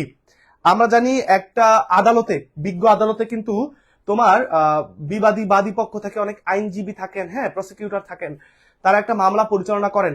কেউ বাদীর পক্ষে কেউ বিবাদীর পক্ষে, কিন্তু এরকম নিরপেক্ষ একটা সংগঠন বা ব্যক্তির প্রতিষ্ঠান থাকে যারা হতে পারে বিদেশি স্বেচ্ছাসেবক বা কোনো কি বলবো কিছু প্রতিষ্ঠান থাকে যারা ওই কেস, কোন একটা কেস বা কোন একটা বিষয় যখন উত্থাপন হয় আদালতে, তারা ওটা নিয়ে গবেষণা করেন, তদন্ত করেন, নিরপেক্ষভাবে সেটা আদালতকে তারা সাহায্য করেন। মামলাটা নিষ্পত্তির ক্ষেত্রে তাদের একটা গ্রেটার কন্ট্রিবিউশন থাকে। সো ওই যারা আছেন ওই তাদের সংগঠনটাকেই তারা আদালতের জন্য কি করেন, আদালতের জন্য ভালো করেন। তাই এটা অ্যামিকাস কিউরি, এইটার অর্থ হচ্ছে আদালতের বন্ধু। আদালতের বন্ধু হচ্ছে অ্যামিকাস কিউরি, যারা হচ্ছে আদালতে এইভাবে উপকার করে থাকেন। আদালতের বন্ধু, আদালতের বন্ধু। পরবর্তী প্রশ্ন হচ্ছে 2টা করে প্রশ্ন এখন দিব, তোমরা জটাপট উত্তর করবা, প্রত্যেকে ট্রাই করবা জটাপট। বাংলাদেশের বৃহত্তর ঢাকা জেলা প্রাচীনকালে কোন জনপদের অংশ ছিল? বাংলাদেশের প্রাচীনতম জনপদ কোনটি? প্রাচীন বাংলার ইতিহাস, তোমরা এই প্রাচীন বাংলার ইতিহাস টপিকটা যারা পড়ো নাই, বিশ্বাস করো ভুল করবা।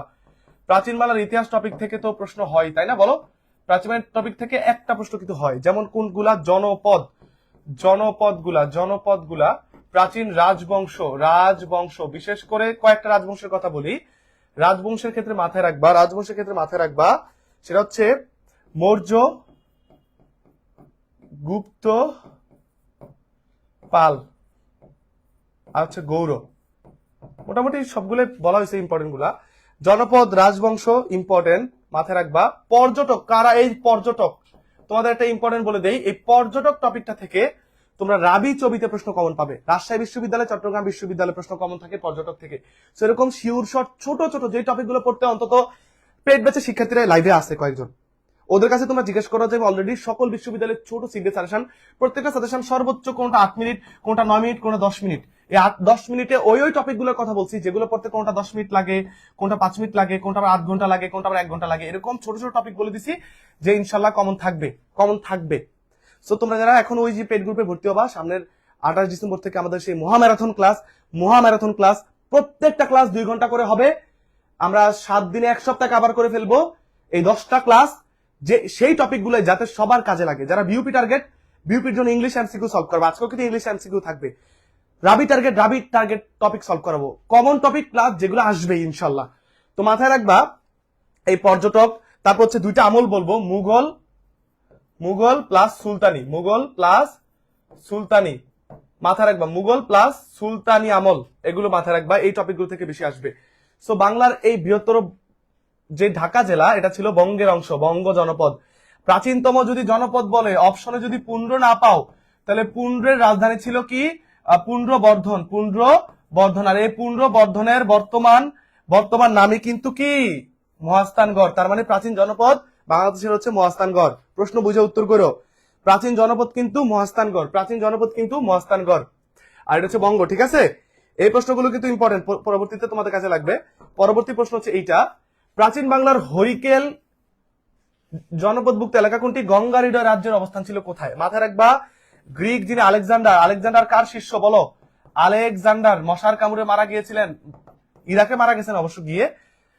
এই আলেকজান্ডার তিনি কিন্তু একজন গ্রিক শাসক। তিনি কিন্তু পৃথিবীর অনেক জায়গা জয় করেছিলেন তার অল্প বছর বয়সে। তার সেনাপতির নাম ছিল কি? সেলুকাস। প্রধান সেনাপতির নাম ছিল কি? সেলুকাসকে নিয়ে অনেক জায়গা জয় করেছেন। কিন্তু তিনি যখন এই গঙ্গা নদীর তীরে এই বাংলায় আসলেন, তিনি একটা রাজ্যের কথা নাম শুনলেন, গঙ্গারিডি বা গঙ্গারিডয় রাজ্য। ওই রাজ্যের বিশাল হস্তি বাহিনী রয়েছে, হাতির বাহিনী রয়েছে। প্লাস ওই মানে গ্রিক বিভিন্ন লেখকদের বই থেকে তিনি জানতে পারলেন যে এই রাজ্যটা খুবই পাওয়ারফুল, এখানে গিয়ে লাভ নাই, পুরা একদম বাস খেয়ে যাব। পরে কিন্তু তিনি ফিরে গেলেন, তিনি এখানে রেখে গেলেন সেলুকাসকে। সেলুকাস কিন্তু তোমার ছিলেন আর কি, পরে এই এদের হারাটারাই কিন্তু প্রথম মৌর্য বংশ, প্রাচীন বাংলার প্রথম রাজবংশ মৌর্য সাম্রাজ্য প্রতিষ্ঠা হয়। তো এই গঙ্গারিডয় রাজ্যের অবস্থান কোথায় ছিল? বাংলায় ছিল। আর প্রাচীন বাংলার হরিকেল ছিল তোমার চট্টগ্রাম প্লাস হচ্ছে সিলেটের যে অঞ্চলটা, পার্বত্য যে টারসিয়ারি যুগের যে অঞ্চলগুলো, টারসিয়ারি যুগের পাহাড় যেগুলোতে, সেইটাই কিন্তু ছিল বাংলাদেশের পূর্বের জনপদ, সবচেয়ে পূর্ব দিকের জনপদ, সেটাই কিন্তু ছিল তোমার চট্টগ্রাম প্লাস সিলেট, হরিকেলের অংশ ছিল। সবার খুব ভালো করে জানতে হবে কোন জনপদ কোথাকার অংশ। পরবর্তীতে বাংলার আদি জনপদের অধিবাসীরা কোন জাতির অন্তর্ভুক্ত? সর্বপ্রথম বঙ্গ এই শব্দটি জানা যায়, এই শব্দ থেকেই তো বাংলাদেশ আসছে।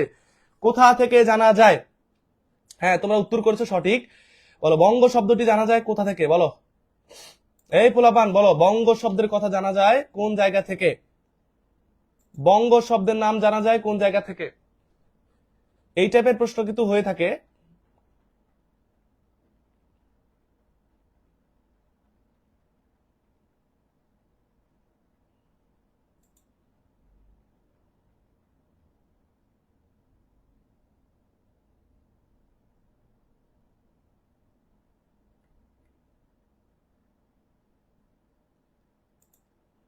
টারশিয়ারি যুগের পাহাড় যেগুলোতে, সেইটাই কিন্তু ছিল বাংলাদেশের পূর্বের।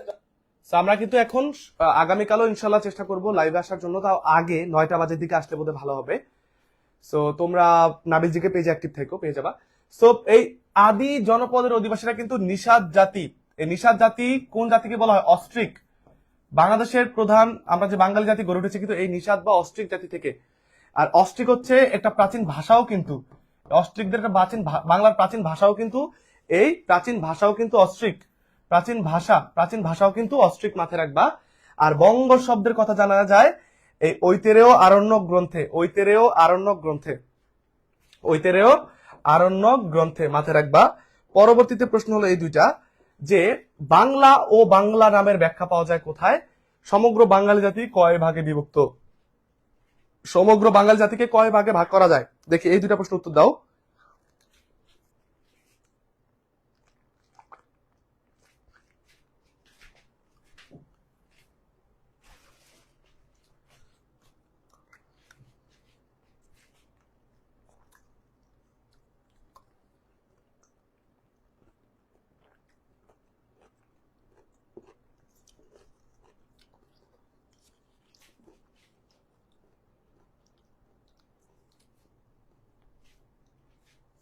মাথায় রাখবা, আবুল ফজলের রচনায়, কিন্তু বাংলা ও বাংলা নামের ব্যাখ্যা পাওয়া যায়। এগুলো আমরা পড়াই ফেলছি অলরেডি। সমগ্র বাঙালি জনগোষ্ঠীকে প্রথমত দুই ভাগে ভাগ করা যায়। একটা হচ্ছে আর্য, আরেকটা হচ্ছে অনার্য। এই অনার্যকে আবার 4 ভাগে ভাগ করা যায়, 4টি ভাগে। অস্ট্রিক, দ্রাবিড়, তারপর হচ্ছে নেগ্রিটো, মঙ্গোলীয় বা ভর্চিনীয়। তো এইভাবে কিন্তু প্রশ্ন হতে পারে, মাথায় রাখবে এগুলা। পরবর্তীতে প্রশ্ন হচ্ছে এই দুইটা, তোমরা একটু বলো।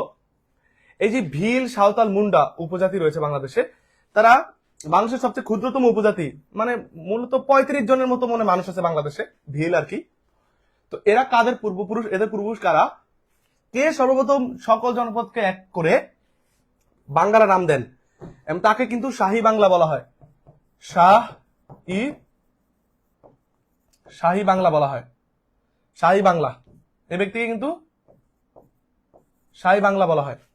ঠিক আছে, মাথায় রাখবা। তো এটার প্রশ্ন আসতে পারে। দেখো, দুইটা ভাগে ভাগ করব বাংলাদেশের, যারা হচ্ছে তুমি ধরো চাকমা, মারমা, মুরং মানে মারমা, খাসিয়া, ত্রিপুরা, এই সকল যারা ক্ষুদ্র নিগোষ্ঠী, তারা কিন্তু এসেছে মঙ্গোলীয় থেকে। মঙ্গোলীয়, মাথায় রাখবা, মঙ্গোলীয় অথবা যারা আছে ভর্চিনীয়, বা যাই বলি একই কথা, ভর্চিনীয় জাতির অংশ। ভর্চিনীয় বা মঙ্গোলীয় থেকে কিন্তু বাংলাদেশের সবচেয়ে বেশি ক্ষুদ্র নিগোষ্ঠী গড়ে উঠেছে। কিন্তু এই যে সাঁওতাল, স্পেশালি যারা একটু দেখতে কালো বা এরকম আর কি, বা ভিল বা মুন্ডা, এরা কিন্তু তোমার এই নেগ্রিটোদের অংশ। কাদের অংশ? নেগ্রিটোদের অংশ। আর এটা হচ্ছে শামসুদ্দিন ইলিয়াস শাহ। শাহী বাংলা তাকে বলা হয়। সকল জনপদকে এক করে তিনি নাম দেন বাঙ্গালা, মানে মুলুক ই বাংলা। মুলুক মানে দেশ, বাংলা মানে বাংলা, মোটামুটি এটা দাঁড়ায় বাংলাদেশ। ঠিক আছে, এটা প্রশ্ন হতে পারে। পরবর্তী আমাদের প্রশ্ন হচ্ছে এই দুইটা, সবচেয়ে বৃহত্তম জনপদ কি ছিল? আর চীনা পরিব্রাজক হিউয়েন সাং কত শতকের সমতট? এই সমতট কোন কোন জেলা এটাও বলবা। 3টা প্রশ্ন তোমাকে করলাম, সমতট কোন কোন জেলা এটাও বলবা।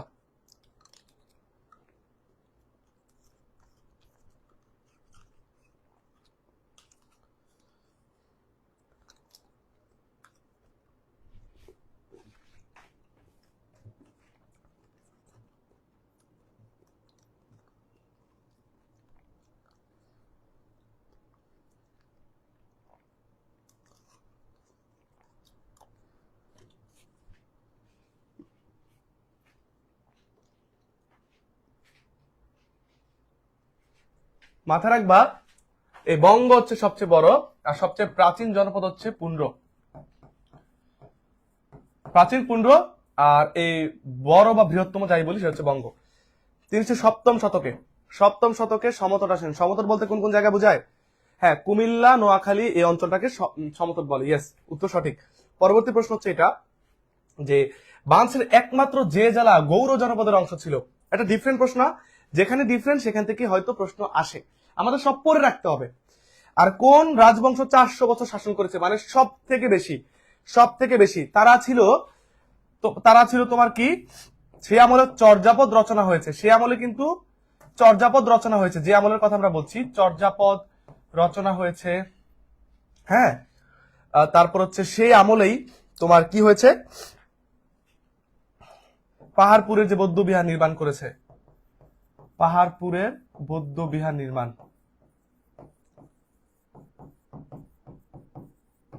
নির্মাণ হয়েছে সে আমলে। সে আমলটা হচ্ছে প্রথম বংশানুক্রমিক রাজবংশ।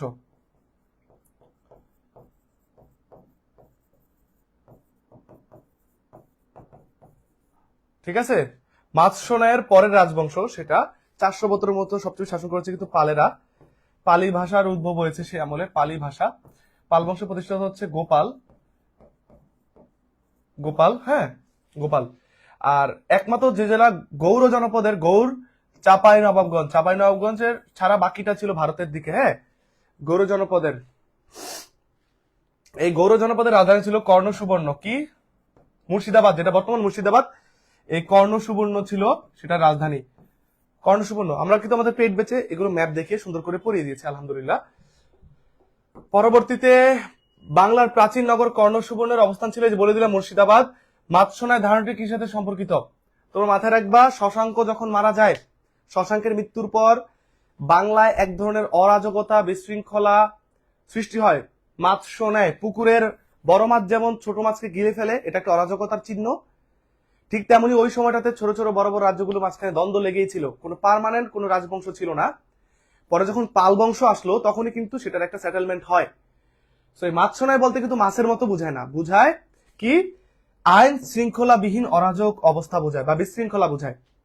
তোমাকে কিন্তু অপশনে এই মাছ বাজার দিবে, মাছের মতো দিবে, মাছের কালিয়া দিবে, ইলিশ মাছ দিবে তোমাকে কনফিউজ করার জন্য, কিন্তু কনফিউজ হওয়া যাবে না, কারণ তুমি পারো, অরাজক অবস্থাকে বুঝায়। ঠিক আছে, পরবর্তী প্রশ্ন হচ্ছে এই দুইটা। নওগাঁ জেলার পাহাড়পুরে অবস্থিত সোমপুর বিহার এর প্রতিষ্ঠাতাকে? বাংলাদেশের 3টা জায়গা আছে যে জায়গাগুলো ইউনেস্কো দ্বারা স্বীকৃত বিশ্ব ঐতিহ্যের স্থান। পাহাড়পুরের বৌদ্ধ বিহার, বাগেরহাটের 7 গম্বুজ মসজিদ, আর 3 নাম্বারটা হচ্ছে আমাদের সুন্দরবন। আর বাংলাদেশের এরকম 6টা বিষয় রয়েছে যেগুলো হচ্ছে ইউনেস্কো অধরা, অস্পৃশ্য, ইনটেনজিবল সংস্কৃতির স্বীকৃতি দিয়েছে।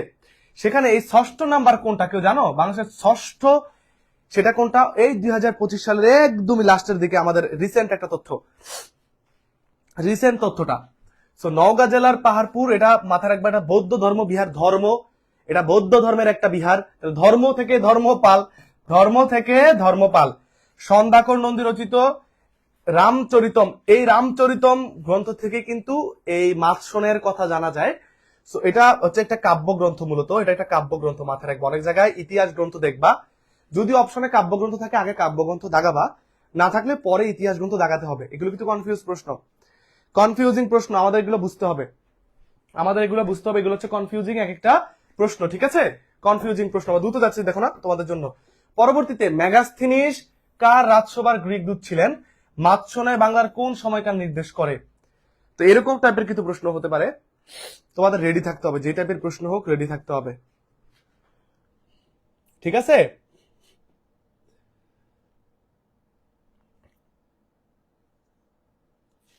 সো সামনে ঢাকা বিশ্ববিদ্যালয়ের রেজাল্ট দিবে কয়েকদিন পর, রাজশাহী চট্টগ্রামের পরীক্ষা।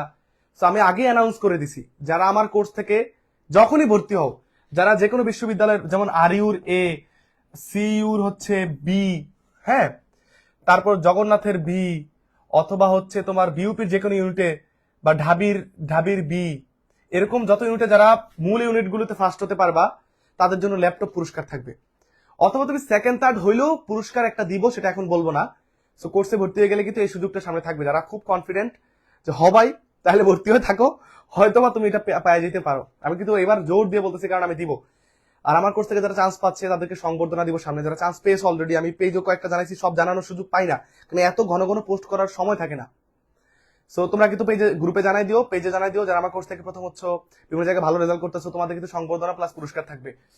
সো মেগাস্থেনিস হচ্ছে কার রাজসভার গ্রিক দূত ছিলেন? চন্দ্রগুপ্ত মৌর্যের। আর মাৎসনায় বলতে সপ্তম থেকে অষ্টম শতককে বোঝায়, সপ্তম থেকে অষ্টম শতককে বোঝায়, ঠিক আছে। পরবর্তী সময় আমরা দেখব বাংলায় মুসলিম শাসন বা আধিপত্য বিস্তারের সূচনা করেন কে? বখতিয়ার খলজি বাংলা জয় করেন কত সালে? বখতিয়ার খলজি বাংলা জয় করেন কত সালে? বখতিয়ার খলজি বাংলা জয় করেন কত সালে? মাথায় রাখবা 1204। 1204 সালে তিনি বাংলা জয় করেন, মাত্র 17 জন অশ্বারোহী নিয়ে। কাকে পরাজিত করেন? লক্ষণ সেনকে। এই লক্ষণ সেন পালিয়ে যান কোথায়? বর্তমান যেই তোমার মুন্সিগঞ্জ রয়েছে, আগের বিক্রমপুর, এই বিক্রমপুর জনপদে তিনি পালিয়ে যান, তার দ্বিতীয় রাজধানী ছিল। 1204 সালে কিন্তু এটা করেন।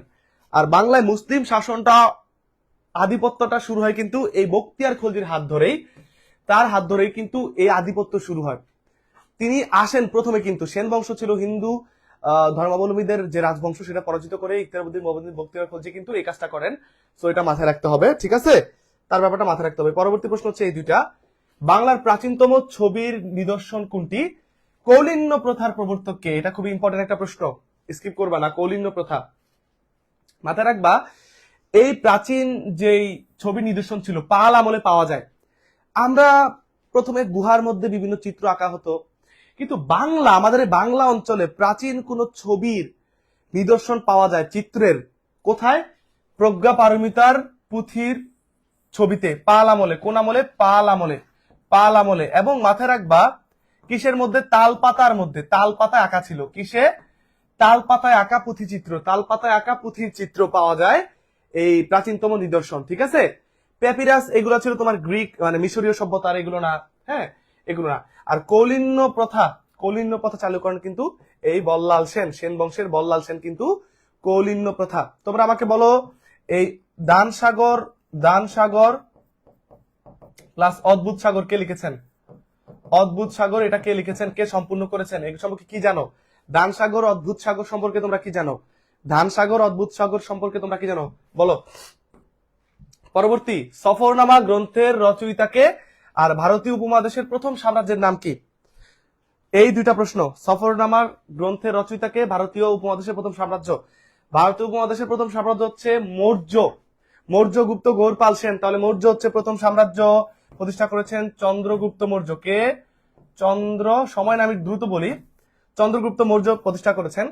সফরনামা, এটার তোমরা হয়তো সফরনামা বাংলাটা শুনলে কষ্ট পাবা, কিন্তু ইংলিশটা বললে আবার মানে আরবিটা বললে আবার ভালো পারবা। আল রিহলা বা রেহলা, যাই বলি, আল রিহলা বা রেহলা এই গ্রন্থটিকে রচনা করেছেন। এটা বললে আবার তোমরা বলে দিবা ইবনে বতুতা, তিনি কিন্তু মরক্কোর একজন পর্যটক। মরক্কোর রাজধানী হচ্ছে রাবাত, এটা আফ্রিকার একটা দেশ। মরক্কোর পর্যটক, তিনি লিখেছিলেন সফরনামা, যার আরবি নাম হচ্ছে আল রিহলা, আল রিহলা। পরবর্তী প্রশ্ন হচ্ছে এই দুইটা, কাকে ভারতের মেকিয়াভেলি বলা হয়? ভারতের মেকিয়াভেলি বলা হয় কাকে? ভারতের মেকিয়াভেলি বলা হয় তোমার কাকে? চাণক্যকে বা কৌটিল্যকে। কৌটিল্য পরীক্ষায় আসে কৌটিল্যকে বলা হয়, চাণক্য বা কৌটিল্যকে বলা হয়। তার লিখিত একটা গ্রন্থ আছে খুব ফেমাস, সায়েন্স অফ পলিটিক্স, যার বাংলা হচ্ছে অর্থশাস্ত্র। তিনি কার প্রধানমন্ত্রী ছিলেন? চন্দ্রগুপ্ত মৌর্যের প্রধানমন্ত্রী ছিলেন, মাথায় রাখবা। আবার ভারতের মেকিয়াভেলি বলা হয় এই চাণক্য বা কৌটিল্যকে, যার অপর নাম কিন্তু বিষ্ণুগুপ্ত, একটা উপাধি আছে। আর ভারতের তোমার নেপোলিয়ন বলা হয়, ভারতের নেপোলিয়ন, মাথায় রাখবা। সমুদ্রগুপ্তকে ভারতের নেপোলিয়ন।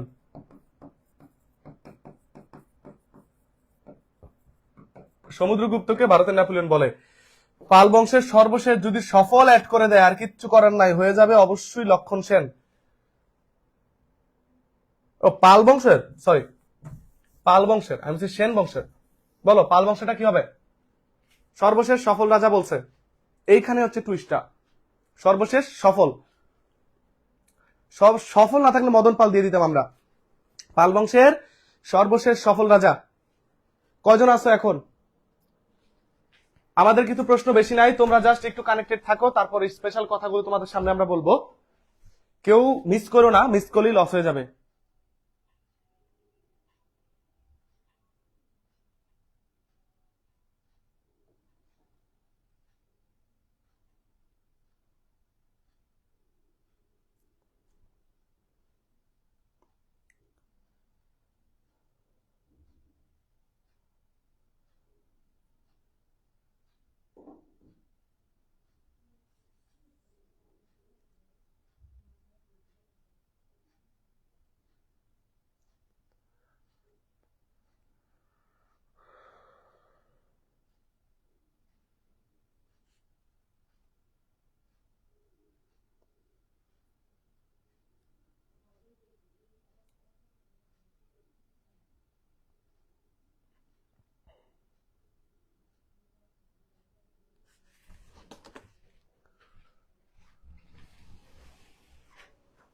ওকে, তোমাদের উত্তর কি?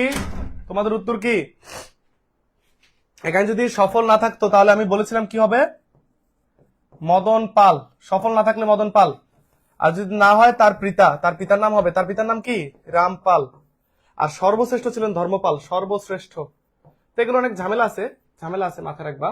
উত্তরটা হবে রামপাল। যদি বলে সর্বশ্রেষ্ঠ রাজা ধর্মপাল, সফল না থাকলে সর্বশ্রেষ্ঠ রাজা থাকলে হবে মদন পাল। পরবর্তী প্রশ্ন হচ্ছে এই দুইটা। এবার ইংলিশ। আমরা যখন বিউপি এই 10 দিনের যে ক্লাস হবে, প্রত্যেকটা ক্লাসে আমরা বিউপির জন্য ইংলিশ এমসিকিউ সলভ করাবো। যখন প্রত্যেকটা টপিক পড়াবো ইংলিশ ভার্সনে আমরা এমসিকিউ সলভ করে দেবো, বিউপির বিগত সালের প্রশ্ন সলভ করে দেবো। তোর মাথায় রাখো, যতগুলো বিশ্ববিদ্যালয়ের কথা বলা হয়েছে প্রত্যেকটা অন্তত 5 থেকে 7 বছরের প্রশ্ন আমরা সলভ করে দিব প্রত্যেকটা, যাতে করে তুমি বুঝতে পারো কোন টপিক থেকে প্রশ্ন আসবেই।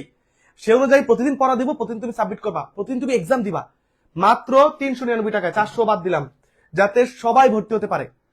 সবাই ভর্তি হয়ে যাতে সামনে আর কোনো রিস্ক না হয়। জিকের জন্য কত জায়গায় খারাপ করবা আমাকে বলো। সেই একটা সুযোগ আসছে আমার কাছে পড়ার, এই বছরের লাস্ট একটা অফার, মিস করলে লস হবে। বাংলা নববর্ষ কে চালু করছেন? সিম্পলি সকল কিছু বাংলায় পড়বা, ইংলিশটা বেসিক ল্যাঙ্গুয়েজটা কিন্তু বুঝতে পারবা। বাংলা নববর্ষ ওয়াজ ইন্ট্রোডিউসড বাই এম্পারর, মানে সম্রাট, মানে মুঘল কোন সম্রাট? আকবর, বাবর, শাহজাহান, জাহাঙ্গীর। তোমরা জানো এই আকবরে কিন্তু বাংলা নববর্ষ বা বাংলা সনের প্রবর্তক। পরবর্তী প্রশ্ন, Bangladesh majority ethnic group consist of, মানে বলছে বাংলাদেশের যেই মেজরিটি এথনিক গ্রুপ, মানে একদম সবচেয়ে মানে বৃহত্তম যেই ক্ষুদ্র নিগোষ্ঠীগুলো রয়েছে, সবচেয়ে বেশি ক্ষুদ্র নিগোষ্ঠীরা কোন তোমার বংশ থেকে আসছে, বা কোন তাদের তাদের কনসিস্ট অফ কোন গ্রুপ থেকে, কোন এথনিক গ্রুপ, এই এথনিক গ্রুপগুলো কোন ইয়া থেকে আসছে। ঠিক আছে, আমরা জানি বাঙালি জাতি কয়েকটা জায়গা থেকে তৈরি হয়েছে, প্রধানত 2টা, তারপর হচ্ছে 4টা, অনার্যের 4টা আছে, ওই 4টার মধ্যে কোনটা থেকে সবচেয়ে বেশি ক্ষুদ্র নিগোষ্ঠী? আমি কিন্তু একটু আগে বলছি তোমাদের, এটা হবে মঙ্গলয়েড বা ভর্চিনীয়, মঙ্গলয়েড বা ভর্চিনীয়। ঠিক আছে, আর এটা হচ্ছে আকবর। তাহলে প্রশ্ন কিন্তু প্রশ্ন সলভ করলে আমার কিন্তু তোমরা সহজে বুঝতে পারবা কি টাইপের প্রশ্ন বিবৃত হয়। Which of the following settlements of ancient Bengal was located the eastern part of modern Bangladesh? বলতে পারছে বর্তমান বাংলাদেশের সবচেয়ে পূর্বের কোন জায়গাটাতে, মানে কোন জায়গাটাতে তোমার কোন জনপদটা ছিল বাংলাদেশের, মানে বলতেছে কোন জনপদটা সবচেয়ে পূর্বে ছিল। সিম্পলি কথা, আমরা যদি প্রশ্নের অর্থটা ভেঙে ভেঙে বুঝি, মানে বর্তমান মডার্ন বাংলাদেশ মানে বর্তমান বাংলাদেশের সবচেয়ে পূর্বের দিকে প্রাচীন কোন জনপদটা ছিল? প্রাচীন কোন জনপদটা ছিল? তোমরা জানো সবচেয়ে পূর্বের জনপদ কোনটা ছিল? আমরা কিন্তু একটু আগে পড়িয়েছি, সেটা হচ্ছে হরিকেল। হরিকেল ছিল, তাই না? হরিকেল ছিল। Which era is considered ancient India's golden age? প্রাচীন ভারতের স্বর্ণযুগ। গোল্ডেন এজ মানে হচ্ছে কি? স্বর্ণযুগ। স্বর্ণযুগ বলতে কি বোঝায়? যে যুগে অনেক স্বর্ণ পাওয়া গেছে এরকম না, যেই যুগে অনেক উৎকর্ষ লাভ করেছে, অনেক আবিষ্কার হয়েছে, অনেক ভাস্কর্য হোক, সাহিত্য হোক, লিপি হোক, কোন ভবন হোক, সব জায়গা থেকে স্থাপত্য শিল্প হোক, অনেক উন্নতি হয়েছে। প্রাচীন ভারতের গোল্ডেন এজ বা স্বর্ণযুগ বলা হয় কোনটাকে? আমরা জানি সেটা হচ্ছে গুপ্ত যুগকে। গুপ্ত যুগকে স্বর্ণযুগ বলা হয়, তাই না? তাহলে দেখো প্রশ্ন যদি আমরা সলভ করি এভাবে বিগত 5-7 বছর করে করে, তাহলে কিন্তু আমাদের আর কোনো প্যারা হবে না। এর পাশাপাশি তোমাদের ব্যাংকের প্রশ্ন সলভ করে দিব। বিউপি যাদের টার্গেট কেউ মিস করো না, রাবি যাদের টার্গেট, চবি যাদের টার্গেট কেউ মিস করো না এই কোর্স। গুচ্ছ, 7 কলেজ, নার্সিং পর্যন্ত এই কোর্স থাকবে, মানে একবার ভর্তি হয়ে গেলে একদম অ্যাডমিশনের 25-এ ফার্স্ট টাইমে শেষ অবধি থাকবা। আবার কেউ যদি চাকরির জন্য এই ক্লাসগুলো করতে চায়, যে আমি রেকর্ড ক্লাস করবো, আমার চাকরির জন্য দরকার বাংলাদেশ আন্তর্জাতিক সাম্প্রতিক প্লাস এক্সাম মডেল টেস্ট, তাহলে এখানে অনেকে ভর্তি হয়ে গেছে অলরেডি আলহামদুলিল্লাহ। তাদের শুধু ক্লাস দরকার, সেটা অ্যাডমিশনের হোক, এটা অ্যাডমিশনের কোর্স। তারপর যাদের মনে করে যে আমাদের সামনে প্রাইমারির নিবন্ধনের শুধু ক্লাস দরকার আপনার ক্লাসগুলো, তাহলে এগুলো করতে পারো। হু ওয়াজ বেঙ্গলস লাস্ট হিন্দু রুলার, মানে বলতেছে বাংলায় সর্বশেষ হিন্দু রাজা কে ছিলেন? আমরা জানি যে সেন বংশটা ছিল হিন্দু রাজবংশ, তো ওই সেন বংশের সর্বশেষ রাজা কে? এখানে হেমন্ত সেন হবে, বল্লাল সেন হবে, বিজয় সেন হবে, বাদ হবে লক্ষণ শেষ, লক্ষণ সেন। লক্ষণ সেন সর্বশেষ হিন্দু রুলার। দেখছো এই টাইপের প্রশ্ন কিন্তু সহজে সহজে চাইলে উত্তর করা যাবে, তাই না? বিশ্বের রাজধানী বলা হয় কোন নগরীকে? এগুলো হচ্ছে ভৌগোলিক উপনাম।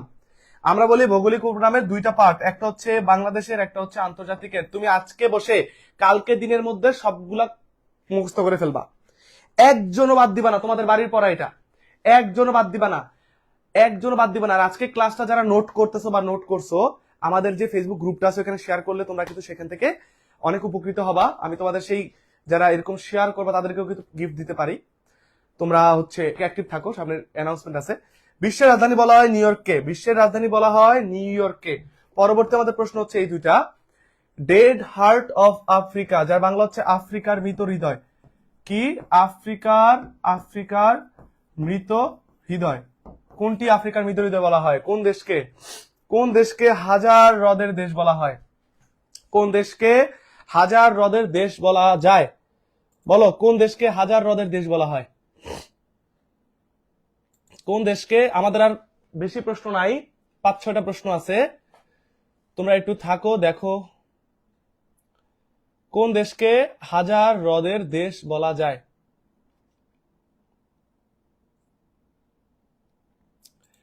হাজার হ্রদের দেশ বলা হয় কোন দেশকে? একজনও বাদ দিবা না। হাজার হ্রদের দেশ বলা হয় কোনটিকে? হাজার হ্রদের দেশ। খুবই ইম্পর্টেন্ট প্রশ্নগুলা কিন্তু নিয়ে এসেছি, মাথায় রাখবা। তোমার ডেড হার্ট অফ আফ্রিকা বা আফ্রিকার মৃত হৃদয় হচ্ছে সাদ অথবা আসতে পারে চাঁদ, যে কোনো একটা। হাজার হ্রদের দেশ বলা হয় ফিনল্যান্ডকে, ফিনল্যান্ডকে, ফিনল্যান্ডকে বলা হয়। পরবর্তী প্রশ্ন হচ্ছে এই তিনটা, নিশিত সূর্যোদয়ের দেশ কোনটি? ইউরোপের প্রবেশদ্বার কোনটি? বিশ্বের কোন শহরকে নিষিদ্ধ শহর বলা হয়? আল্লাহ রে, কোন দেশকে নিষিদ্ধ শহর? মাথায় রাখবা, কোন দেশকে নিষিদ্ধ শহর বলা হয়? তিনটা প্রশ্ন উত্তর করো, তিনটা প্রশ্নের উত্তর করে দাও।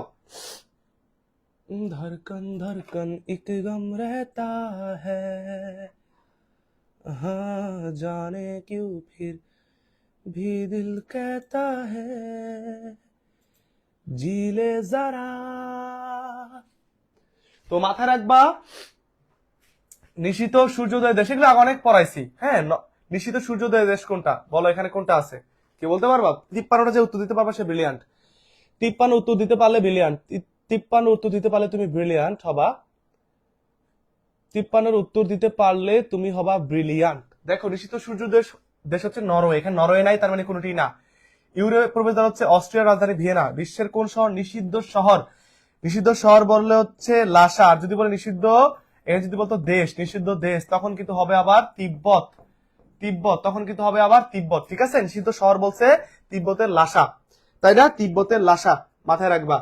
পরবর্তীতে আমাদের এই প্রশ্ন তিনটা। এবার সৌরজগৎ, আমি তোমাদের বলবো এই সৌরজগৎ থেকে তোমাদের একটা প্রশ্ন, তোমার আর ইউ প্লাস সিইউ, যেটা সবচেয়ে বড় এবং সবচেয়ে চমৎকার বিশ্ববিদ্যালয়ে একটা প্রশ্ন শিওর কমন, একটা প্রশ্ন শিওর কমন। তোমরা যাদের কাছে এমসিকিউ ইনসাইট বইটা আছে, এই বইয়ের জাস্ট আজকে তোমার আরেকটা বাড়ির পড়া দিলাম, এই বইয়ের তুমি কয়েকটা এমসিকিউ শুধু সলভ করবা, এখান থেকে কমন পড়বে। সেটা হচ্ছে এই বইয়ের কত নম্বর পৃষ্ঠায়? 207 নম্বর পৃষ্ঠায়। আমরা যদি 207 নম্বর পৃষ্ঠায় যাই, 207, এই যে 207 নম্বর পৃষ্ঠায়, 203 নম্বর পৃষ্ঠায় এই মহাবিশ্ব চ্যাপ্টারটা তোমরা এই কয়েকটা এমসিকিউ, এই 2-3 পৃষ্ঠার এমসিকিউ গুলো শুধু সলভ করবা। এই 2-3 পৃষ্ঠা মানে বলতে গেলে 3 পৃষ্ঠার এমসিকিউ শুধু সলভ করবা, এখান থেকে কমন থাকবে রাবি ছবিতে। বইটা কাদের কাছে আছে? বইটা সম্পর্কে এক বাক্য তোমরা বলো। এই বইটা চমৎকার হচ্ছে যারা শেষ মুহূর্তে exam batch, model test batch খুঁজতেছো, কোনো বই দরকার নাই। এবার প্রত্যেকটা অধ্যায় শেষে তুমি দেখবা এরকম করে একটা কিউআর, এই যে একটা করে কিউআর স্ক্যান করলে অনলাইনে এক্সাম দেওয়া যায়। 20-30 মার্কের করে এক্সাম দিবা, সঠিক উত্তর কোনটা ভুল উত্তর কোনটা দেখতে পারবা। এই বই শেষে 40 set model test, model test solve করবে একটা বই লাগবে। সকল বিশ্ববিদ্যালয়ের বিগত 10-15 বছর করে করে প্রশ্ন ব্যাংক আছে, তার মানে আগামী যত বিশ্ববিদ্যালয় পরীক্ষা দাও একটা একটা করে প্রশ্ন ব্যাংক তোমার কিনতে হবে না, এই বইটা থাকলে হবে। বিগত 1 বছরের সাম্প্রতিক আছে মাত্র প্রথম 29টা পেজে, সব গুরুত্বপূর্ণ টপিক। তার মানে এই 5 থেকে 6টা জিনিস তুমি চাইলে এমসিকিউ ইনসাইড বইটা অর্ডার করতে পারো নাবিল জিকে পেজে নক করে, আমরা কুরিয়ার করে পাঠাবো, কোথাও লাইব্রেরিতে পাবা না। সো আজকে অর্ডার করলে দ্রুত পেয়ে যাবো, একদিনের মাঝখানে আমরা বই পাঠিয়ে দিচ্ছি। এমসিকিউ ইনসাইড বই অর্ডার করতে চাইলেও পেজে নক দিয়ে ফেলো। যারা বই প্লাস ওই কোর্স নিবা তাদের জন্য আমি আরো কিছু ডিসকাউন্ট করে দিব আজকে। যাও তাহলে এখানে মাথায় রাখবা, সৌরজগতের বামন গ্রহ হচ্ছে প্লুটো, সৌরজগতের দ্বিতীয় বৃহত্তম গ্রহ হচ্ছে শনি, আর প্রথম বৃহত্তম গ্রহ হচ্ছে গ্রহরাজ বলা হয় বৃহস্পতিকে। সৌরজগতের উচ্চতম গ্রহ হচ্ছে শুক্র, বুধ না শুক্র হবে, উচ্চতম হচ্ছে শুক্র। উত্তরগুলো মিলাই না, উত্তরগুলো কার কার সঠিক হয়েছে, উত্তরগুলো কার কার সঠিক, উল্টাপাল্টা কমেন্ট করো না, ব্লক খেয়ে যাবা। আচ্ছা তোমরা মনে করো আমাদের পেজে কিন্তু মোটামুটি মেসেজ সংখ্যা কমে এসেছে, এখন যারা বইয়ের জন্য নক দিবা উত্তর পেয়ে যাবা। বইয়ের জন্য নক দিলে এখন কিন্তু দ্রুত উত্তর পাবা, মানে কালকের মাঝখানে তোমার বই পাঠিয়ে দেওয়া হবে, বই পাঠানোর সময় তোমাকে ছবিও দিয়ে দেওয়া হবে, অর্ডার কালকের মধ্যে পেয়ে যাবা। ঠিক আছে, আজকে রাত্রে আমি তোমাদের মেসেজ দেখবো, সমস্যা নাই। উত্তরগুলো মিলে নিচ্ছে আশা করি। তো আমাদের প্রশ্ন হচ্ছে মোটামুটি এই শেষ। কোন গ্রহের 1000 বলয় আছে, সৌরজগতের কোন গ্রহের উপগ্রহ নাই, ডিমোস কোন গ্রহের উপগ্রহ। সো বুঝে নাও এই টপিকটা কিন্তু ইম্পর্টেন্ট, টপিকটা ইম্পর্টেন্ট। 3টা প্রশ্ন উত্তর করো। 1000 বলয় আছে কোন গ্রহের, গ্যাসের বলয় শনি গ্রহে। সৌরজগতের কোন গ্রহের উপগ্রহ নাই, 2টা গ্রহের উপগ্রহ নাই, বুধ শুক্র, প্রথম 2টা গ্রহ মাথায় রাখবা, বুধ প্লাস শুক্রের কোন উপগ্রহ নাই, খেলা শেষ, এখানে বুধ আছে, বুধ শেষ। ডিমোস কোন গ্রহের উপগ্রহ, মঙ্গল গ্রহের শুধু 2টা উপগ্রহ আছে, ফেবোস আর ডিমোস। ফেবোস এমন ইম্পর্টেন্ট করে তোমাদের পড়াই দিব, শুধু যেগুলো কমন পড়বে। আমরা কিন্তু শুধু এমসিকিউ সলভ করবো না, আমরা তোমাদের বলি মজার ব্যাপার, তোমরা হয়তো জানোই না কি কি পাবা। খালি দেখো এই 2টা উপগ্রহ হচ্ছে কার, মঙ্গলের, মঙ্গলের উপগ্রহ হচ্ছে 2টা। তোমাদের এক বাক্যে বলে দেই, এক বাক্যে কিছু কথা বলি। আমরা কিন্তু তোমার দেখো একটা কথাই বলবো, আগামীকালও তোমরা যারা থাকবা ওয়েলকাম, মাথায় রাখবা টার্গেট রাজশাহীর এ, চট্টগ্রামের BD, Comilla BUP, Jagannath, nursing nursing national university, central মানে 7 কলেজ যেটা সেন্ট্রাল থেকে শুরু করে HSTU, তারপর হইতে পারে এখানে বিউপি সহ আছে, বিউপি হইতে পারে তোমার যে কোনোটা সামনে যে কোনো বিশ্ববিদ্যালয়ে। আমরা 28 ডিসেম্বর থেকে সেই মহা ম্যারাথন ক্লাস রাত 9টা থেকে শুরু করব। প্রতিটা ক্লাস হবে 2 ঘন্টা। ওই 2 ঘন্টায় কোনটা কোন বিশ্ববিদ্যালয়ে কমন আসতে পারে, শুধু ওই তোমরা ভাবো এমসিকিউ সলভ না, ওই টপিক গুলো ধরবো। ধরো আমি ধরলাম মুক্তিযুদ্ধ টপিকটা নিয়ে আলোচনা করব, এই মুক্তিযুদ্ধ টপিকের শুধু অনেক লাইন পড়াইতে গেলে 3 ক্লাস লাগে, আমার 3 ক্লাস লাগছে মেইন ক্লাসে। এখন শুধু মনে করো ওই টপিক গুলি পড়াবো যেখান থেকে তুমি শিওর কমন পাবা। তো একদিনে আমরা এরকম 3-4টা করে, কয়টা 3 থেকে 4টা করে টপিক শেষ করব, কম সময়ের মধ্যে যা আসবে শুধু তাই। সব পড়াইতে গেলে এখন কমন পড়বে না, তার মানে বলতে পারো এটা সাজেশন ক্লাস, রিভিশন ক্লাস। তো তার মানে তুমি এই সকল বিশ্ববিদ্যালয়ের পেয়ে যাবা মাত্র 399 টাকায়, তুমি যদি 28 তারিখের মধ্যে ভর্তি হও। 28 তারিখের মধ্যে ভর্তি হইলে সো এইটা কোনোভাবে মিস করো না। জিকের জন্য যদি এক্সট্রা করে ভালো করতে চাও, মার্কস ছাড়তে না চাও, ভর্তি হয়ে যাও। এখন কথা হচ্ছে ভাইয়া এই গ্রুপে ভর্তি হবো, কিন্তু আমার তো জিকে বেসিকে প্রবলেম, আমার ক্লাস দরকার, তাহলে তুমি 42টা রেকর্ডেড ক্লাস পাবা। গ্রুপে সুন্দর করে টাইটেল দিয়ে সাজানো আছে, এই বাংলাদেশ আন্তর্জাতিক রেকর্ডেড সবগুলো ক্লাস গ্রুপে পাবা। প্রত্যেকটা ক্লাস মানে একটা করে এক্সাম, এক্সাম সহ পাচ্ছ, ক্লাস করবা এক্সাম দিবা। 10টা মডেল টেস্ট পাবা। 13টা সাম্প্রতিক ক্লাস, 13টা সাম্প্রতিক, 1 বছরের সাম্প্রতিক ডান। এই সাম্প্রতিক ক্লাসগুলো এক একটা 30 মিনিট করে, তার মানে তুমি 2 ঘন্টা যদি সময় দাও 4টা ক্লাস করে ফেলবা, তুমি সেফ জোনে থাকবা। তাহলে এই সকল ম্যাটেরিয়াল সহ গ্রুপে পাবা। প্লাস 28 তারিখ থেকে আমরা লাইভ ক্লাস শুরু করবো ইনশাল্লাহ। লাইভ ক্লাস সকল টপিকের নাবিল স্যারের স্পেশাল দাগানো স্লাইড, মানে আমার স্পেশাল দাগানো স্লাইড সহ পাবা এখন, যে কোনগুলো আসতে পারে, এবং 10টি marathon class plus revision plus প্রশ্ন সলভ। এখন কথা হচ্ছে ভাইয়া আর ইউ সিইউ এগুলো তো, বা বিউপির যে 3টা আছে সেগুলো তো বিগত সময়ের প্রশ্ন থেকে টপিক বুঝে প্রশ্ন রিভিশন হয়। আমি তো রিভিশন দিতে পারি নাই বা প্রশ্ন সলভ করতে পারি নাই, আমি তোমাকে অন্তত প্রত্যেকটা 5 বছরে করে ইউনিটের প্রশ্ন সলভ করে দিব। তার মানে এই 10টা ক্লাস বা এই 1 সপ্তাহ যারা আমার সাথে থাকবা, সেটা হবে আমাদের পেড গ্রুপে। এখন যারা থাকবা তাদের জিকে নিয়ে অন্তত কোনো ভরাডুবি হয় না ইনশাল্লাহ, কমন তো পাবাই। এই দুঃসময়ে দুর্যোগে আমার ফ্রি ক্লাস থেকে 6 থেকে 7টা প্রশ্ন তোমার ঢাবিতে কিন্তু কমন ছিল। যারা অকৃতজ্ঞের মতো বলছো, আমি 15-16 ঘন্টা ক্লাস করার পর বলছো ভাইয়া কমন ছিল না, তারপর যখন ভিডিওটা আপলোড দিলাম যে ঢাবিতে কিরকম কমন, তোমরা দেখছো এই দুঃসময় হুবহু কমনই ছিল বিশ্বের মতো। আর আমি ইনাই বিনায় আরো 5-6টা কমন দেখাইতে পারতাম, কি দরকার আছে, আমি ইনাই বিনায় কমন কেন দেখাবো? প্রশ্নের প্যাটার্ন চেঞ্জ হয়েছে, কমন দেখে লাভ আছে? প্রশ্নের প্যাটার্নই চেঞ্জ হয়ে গেছে। তোমরা তো পরে আসছো, তোমরা তো বুঝছো, পরীক্ষা যারা দিচ্ছে তারা বুঝছো প্রশ্ন কিরকম কঠিন আসছে। তো সামনে কোন বিশ্ববিদ্যালয়ে কোন জায়গা থেকে যে কঠিন করে ফেলে বুঝাটা মুশকিল, বুঝা কিন্তু মুশকিল, তাই তোমাকে প্রিপেয়ার থাকতে হবে। তাই কিন্তু আমি এই ম্যারাথন ক্লাসটা এবার আর ফ্রি করাবো না। এই 10টা ক্লাস স্পেশাল 28 ডিসেম্বর থেকে শুরু হবে একদম আমাদের পেইড ব্যাচে। যারা মূল পেইড ব্যাচে আছে তোমাদের লাগবে না, তোমরা আজকেই, আমি বলবো পুরা নিয়মটা বলি। ওই ফোনটা একটু দাও তো, আমার যে ফোনটা ইয়াতে আসে পেমেন্ট আসে। আমি তোমাদের একটা কথা বলে দিই, তুমি যদি মনে করো এখন টাকা পাঠাবা, এখন অ্যাড, কালকে দিনে সকাল টাকা পাঠাবা, সকালে সবার আগে অ্যাড করে দিব, তাহলে কি করবা? এই দেখো তোমাদের বিষয়টা বুঝাই বলি 01307515906 এটাতে বিকাশ প্লাস নগদ দুইটাই পার্সোনাল। আমি আবার বলে দিই, বিকাশ প্লাস নগদ দুইটাই পার্সোনাল আছে। নিজে টাকা পাঠালে সেন্ড মানি, দোকান থেকে পাঠালে ক্যাশ ইন করবা। কত টাকা? মাত্র 399 টাকা পাঠাবা এই নাম্বারটাতে। পাঠায় তুমি কি করবা? তুমি টাকা পাঠাবা, আমার ফোনে একটা মেসেজ আসে, কে আমার টাকাটা পাঠাইলো, ওই যে একটা মেসেজ আসে, যে টাকা পাঠালে আমার মেসেজ আসে, মেসেজে লেখা থাকে কোন নাম্বার থেকে টাকা আসছে। সেন্ড মানি করবা, রিচার্জ আবার না, send money, only send money. দোকান থেকে পাঠালে ক্যাশ ইন, নো রিচার্জ। টাকা পাঠানোর পর একটা নাম্বার আসে আমার কাছে, তো ওই নাম্বারটা আমি কপি করি, মানে তুমি যে নাম্বার থেকে টাকা পাঠাবা সেটা তোমার নিজের হইতে পারে, দোকান থেকে হইতে পারে। আমি ওই নাম্বারটা কপি করে আমি কি করি, মেসেঞ্জারে সার্চ দিই। তাহলে তুমি টাকা পাঠায় যদি নাবিল জিকে পেজে লক দিয়ে তুমি যে নাম্বার থেকে টাকা পাঠাইছো ওই 11টা ডিজিট মাঝখানে কোনো গ্যাপ না দিয়ে, হাইফেন না দিয়ে আমাকে লিখে দাও। আমি কিন্তু এখান থেকে টাকা আসার পর তোমাকে সার্চ দিয়ে বের করে তোমাকে আগে অ্যাড করে দিতে পারবো। সো সবাই নাম্বারটা নাও, 01307515906। জাস্ট টাকা পাঠায় তুমি করো, অ্যাড হয়ে যাও, নিশ্চিন্তে থাকো। কারণ ক্লাস শুরু হবে 2-3 দিন পর। এর মাঝখানে তুমি রেকর্ড ক্লাসগুলো যদি 10টা ডান করতে পারো, 10টাই তুমি আগে থাকবা। যে যেখানে পড়ো, যার বই পড়ো, আমি মনে করি 399 টাকা তোমার উপর কোনো প্রেশার হবে না।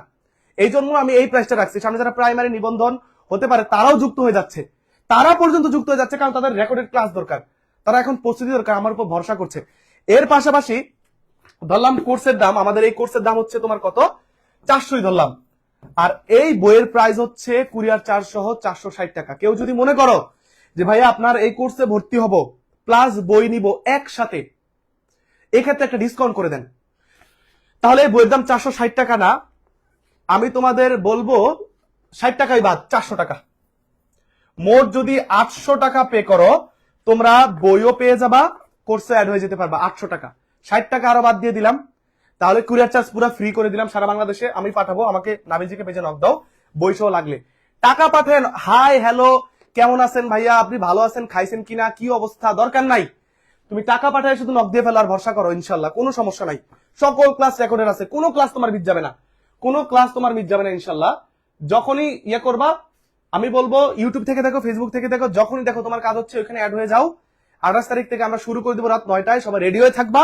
আর আমি যেগুলো পড়াবো শুধু ওইগুলো খাতায় নোট করবা, তুমি খালি আমাকে বিশ্বাস করে খাতায় নোট করবা, বাকিটা তোমাদের নাবিল ভাই তোমাদের সাথে আছে। তোমরা কিন্তু এখন যারা কালকের মধ্যে আজকের মধ্যে ভর্তি হয়ে যেতে পারবা, তোমরা কিন্তু কি করতে পারবা, তোমরা কিন্তু আগের ক্লাসগুলো সবাই রেকর্ড করে ফেলবা। কারণ কিভাবে করবা, কারণ গ্রুপে আমাদের ইম্পর্টেন্ট সাজেশন দেওয়া আছে। রাজশাহী বিশ্ববিদ্যালয়ে মাত্র 10 মিনিটের সাজেশন দিছি, কোন টপিক থেকে আসবে, চট্টগ্রামে দিছি, কুমিল্লায় দিছি, এইচএসটিইউতে দিছি, বিইউপিতে দিয়ে রাখছি, সব দিয়ে রাখছি আমাদের পেড গ্রুপে। সো আমাদের পেড গ্রুপে কিন্তু সবকিছু দেওয়া আছে, পেড গ্রুপে সব দেওয়া আছে, ঠিক আছে। এখন পেড গ্রুপে তুমি জাস্ট একটু যদি তোমাকে হালকা দেখাই, যে পেড গ্রুপে কিন্তু এই ক্লাস হচ্ছে, এই একটু সাজেশন তোমাকে একটু হালকা দেখাই, জাস্ট এইভাবে।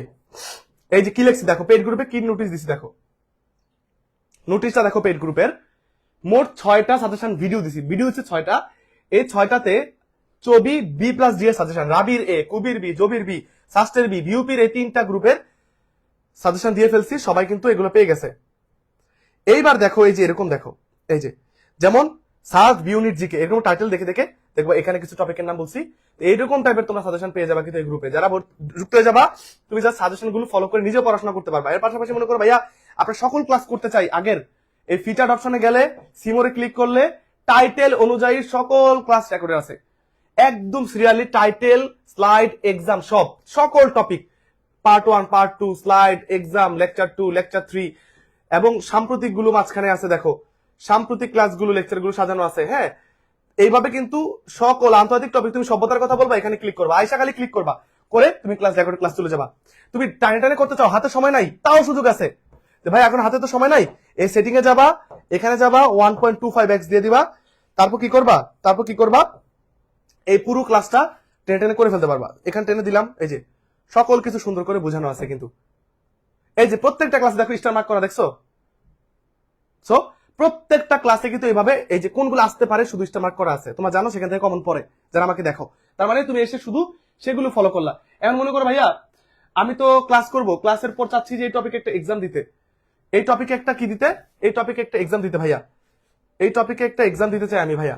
তাহলে কি হলো, তাহলে তুমি কি করবা, এই ক্লাসের এক্সাম লিখে ক্লিক করবা, একদম অটোমেটিক তুমি কই যাবা, দেখো এক্সামে চলে যাবা, জাস্ট এখানে ক্লিক করবা, ভেরি ইজি। তোমার কাছে সব সাজানো থাকবে, সকল বিশ্ববিদ্যালয় কমন থাকবে। দেখো তোমার কাছে সুন্দর, এই যে নেটটা তো একটু দুর্বল তাই একটু দেরি হবে, বাট চলে আসবে। তো এইভাবে তুমি কি করবা, অনলাইনে এক্সামটা দিয়ে ফেলবা, ঠিক আছে? অনলাইনে এক্সাম দিয়ে ফেলবা। এখানে ভাইয়া মনে করো আমি এক্সাম না, এক্সামটা আসা পড়ো, সমস্যা নাই। আমি ভাইয়া এই ক্লাসের দাগানো স্লাইডটা দেখতে চাই, স্লাইড লিংক, এই ক্লাসের স্লাইড লিংকটা দেখতে চাই, যেগুলো আমি শুধু এখন সময় নাই, শুধু দেখা যাবো কোন জায়গা থেকে কমন পড়ে, তাও সুযোগ আছে, তোমার কাছে সব থাকবে। স্লাইড লিংকে ক্লিক করবা, তুমি চাইলে কি করতে পারো, পুরো দাগানো স্লাইডও দেখতে পারো, দাগানো ছাড়াও, দাগানো দরকার ভাই আমার, দাগানোতে ক্লিক করবা, সব আছে তোমার কাছে। দেখো কোনগুলো দাগানো, নোট করে দেওয়া আছে, হ্যাঁ সব আছে। এই যে ম্যাপ দেখে সুন্দর করে বুঝাই দিছি কোনটা কি, দেখছো এত সুন্দর করে বুঝাই দিছি, সব পেয়ে যাবা একদমই। এই যে দাগানো আছে ভাইয়া, এই যে দাগানো আছে কোনটার কি তথ্য, দেখো সব কিছু সুন্দর করে কিন্তু এইভাবে দাগানো আছে যে কোনটা আসতে পারে, কোনটা আসতে পারে। তার মানে এখন যারা ভর্তি হবা তোমাদের এত কমের কখনো পাবা না, 28 তারিখের পরে এই ডিসকাউন্ট আর পাবা না, 28 তারিখের পরে এই ডিসকাউন্ট আর পাবা না, তখন 500 টাকা লাগবে। তো তোমরা যদি মনে করো বৈশাখ নিবা তাহলে 800 টাকা পাঠিয়ে দাও। যদি মনে করো ভাইয়া আমরা একাধিক ফ্রেন্ড যুক্ত হব তাহলে আরেকটু ডিসকাউন্ট থাকবে। সো একটা সুযোগ আসে নাবিল জিকে পেজে, যে যেখানেই পড়ো, কার কাছে পড়ো, সবাই ভালো পড়ায়, কেউ খারাপ পড়ায় না, সবার বই ভালো। যদি মনে করো না ভাইয়াকে ভরসা করি, এবার কমন করতেছে ভাই এখান থেকে ভালো করতেছে সবাই, আমরা সেই সুযোগটা নেই, তাহলে 0130751590 টাকা পাঠাও, যুক্ত হও, রেকর্ড ক্লাস করো, সাজেশন ফলো করো, সব তোমার কাছে, অল আর ইউজ, কোনো প্রবলেম নাই ইনশাল্লাহ, কোনো প্রবলেম নাই। এই বাজে কমেন্ট করলে কিন্তু নগদ ব্লক। এই যে ব্যান করে দিলাম একজনকে, ব্যান ডান, হুম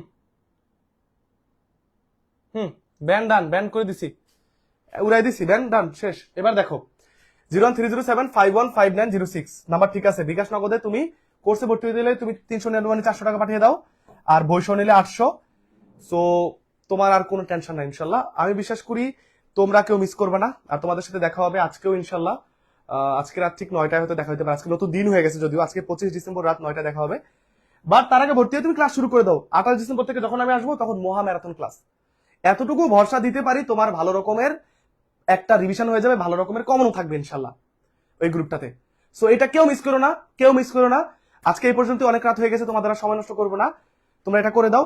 আর হ্যাঁ, যারা সর্বোচ্চ শেয়ার করেছো, মেনশন করেছো, এবং তোমরা কমেন্টে এটা লিখেছো, এটা লিখলে আগে থাকবে অবশ্য, এই যে @ দিবা, তারপর ছোট হাতের HIGHLIGHT হাইলাইট দিবা, শেষ। এখন যে কেউ চাইলে চলে যেতে পারো, তোমাদের তো ধরে রাখি নাই ভাই বোন, আমার সময় নষ্ট করতেছি, তুমি যে কেউ চলে যেতে পারো, যারা মনে করে থাকবে তারা থাকতে পারো উইলিংলি। হাইলাইটটা সবাই একটু লিখে দাও যদি ভাইকে ভালো মনে করো। এই টি শার্টটা আমি 2 জনকে দিব আজকে একই ক্লাসে। আবার আমাদের কাছে এরকম তোমাদের নাবিল জিকের যেই স্পেশাল মগটা আছে আমাদের, খুব প্রিন্ট করা, তুমি সাজা রাখতে পারবা, পানি খেতে পারবা, কফি খেতে পারবা, নাবিল জিকের স্পেশাল মগটা আছে, চাইলে এই মগটাও পাবা। সো এবং হচ্ছে একই সাথে তুমি পাবা আমাদের কাছে চাবির রিং আছে অনেক, আমরা কয়েকজনকে দিব, এই চাবির রিং পাবা, নাবিল জিকের স্পেশাল চাবির রিং তোমাদের থাকবে, নাবিল জিকের স্পেশাল সে চাবির রিং থাকবে। এবং আমাদের কলমগুলো আছে ইনশাল্লাহ, কলমগুলো আছে।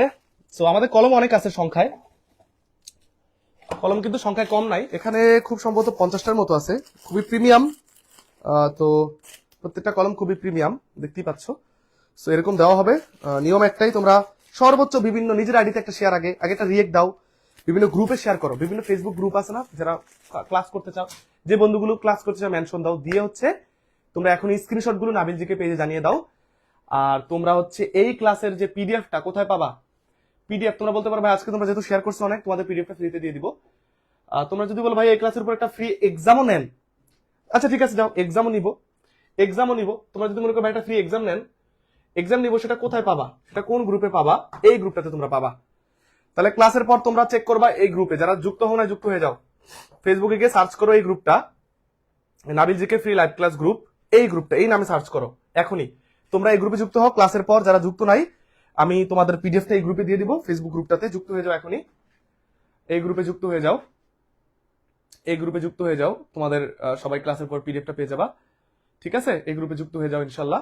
আজকে এই পর্যন্তই, তোমরা যা যুক্ত হবা ভর্তি হতে চাও টাকা পাঠায়া আজকে জানাই দাও, বা কালকে সকালে বা দুপুরের মাঝখানে, দেরি করলে তোমার লস। ইনশাল্লাহ তোমাকে যুক্ত করে দিয়ে আমাদের পেড গ্রুপে ক্লাস তুমি করতে পারো মাত্র 400 টাকায়, একদম সর্বশেষ একটা অফার। সো আসসালামু আলাইকুম, আজকে এই পর্যন্তই, ভালো থেকো সুস্থ থেকো, দেখা হবে পরবর্তী ক্লাসে। আজ রাত ঠিক 9টায় তোমাদের সাথে এখানে দেখা হবে। আমি তারপরে পেজে জানিয়ে দিব, একটু চোখ রেখো আমার পেজে বা পেজের স্টোরিতে, তোমরা কিন্তু জেনে যাবা ইনশাল্লাহ, ঠিক আছে? সো ভালো থেকো সুস্থ থেকো, এরকম সুযোগ আর পাবা না, লাস্ট সুযোগ, ভর্তি হয়ে যাও মহা ম্যারাথন ক্লাসে। চমৎকার টপিকে আমরা ক্লাস করাবো, দাগায় দিব, একদম ফুল এনার্জেটিক হয়ে আমরা যেটা করবো, তোমার জাস্ট কানটা খুলে শার্প হয়ে শুধু সেটা শুনে রাখবা। এই 28 ডিসেম্বরের জন্য অপেক্ষা করো ইনশাল্লাহ, পেড গ্রুপে ইনশাল্লাহ দারুণ ক্লাস হবে। আসসালামু আলাইকুম, সবার জন্য অনেক অনেক শুভকামনা জানিয়ে আজকে শেষ করছি। শুভরাত্রি, সবার জন্য অনেক শুভকামনা। এখনো সময় আছে, চেষ্টা করো, সামনে যে কোনো জায়গায় তুমি পারবা। কেউ যদি হাল ছেড়ে দাও, তুমি দেখবা তুমি যে কয়েকজন হাল ছেড়ে দেয়, ওই কেউ হাল ছেড়ে দেওয়ার কারণেই কোনো ভাগ্যবানরা যারা একটু টিকে ছিল তারাও চান্স পেয়ে যায়। সো তুমি হাল ছেড়ে দেওয়া মানে অন্যকে তুমি সুযোগ করে দিলা। তোমার যে বন্ধুটা এখন আমার সাথে তোমার সাথে ক্লাস দেখতেছে, সেও তোমার কম্পিটিটর। তুমি হাল ছেড়ে দিলা, তুমি একটু কম পড়লা, তুমি একটু কম এফোর্ট দিলা, দেখবা তোমার জায়গায় সে চান্স পেয়ে যাবে, কারণ সে একটু লেগেছিল শুধু। সো এই হাল ছেড়ে দেওয়ার কারণে অনেকে সুযোগ পেয়ে যায়। সো এখনো হাল ছেড়ে না, অনেক ভালো ভালো বিশ্ববিদ্যালয় আছে, রাজশাহী ল, চট্টগ্রাম, বিউপি, এগুলো হচ্ছে প্রথম সারির বিশ্ববিদ্যালয়, এগুলো কোনোভাবে মিস করো না সামনে। সো আর সেই জায়গায় যদি তুমি মনে করো জিকেতে 100 এফোর্ট দিয়ে ভালো করতে চাও, কোনো রিস্ক দিতে না চাও, তাহলে এই টাকাটা কোনোভাবে তুমি ম্যানেজ করে কালকের মধ্যে 28 তারিখের মধ্যে ভর্তি হয়ে যাও, মানে যাও। এরপরও ক্লাসগুলো রেকর্ডেড থাকবে, কোনোভাবে মিস করো না, নক দিয়ে ফেলো এই নাবিল জিকে ফেসবুক পেজে। আসসালামু আলাইকুম।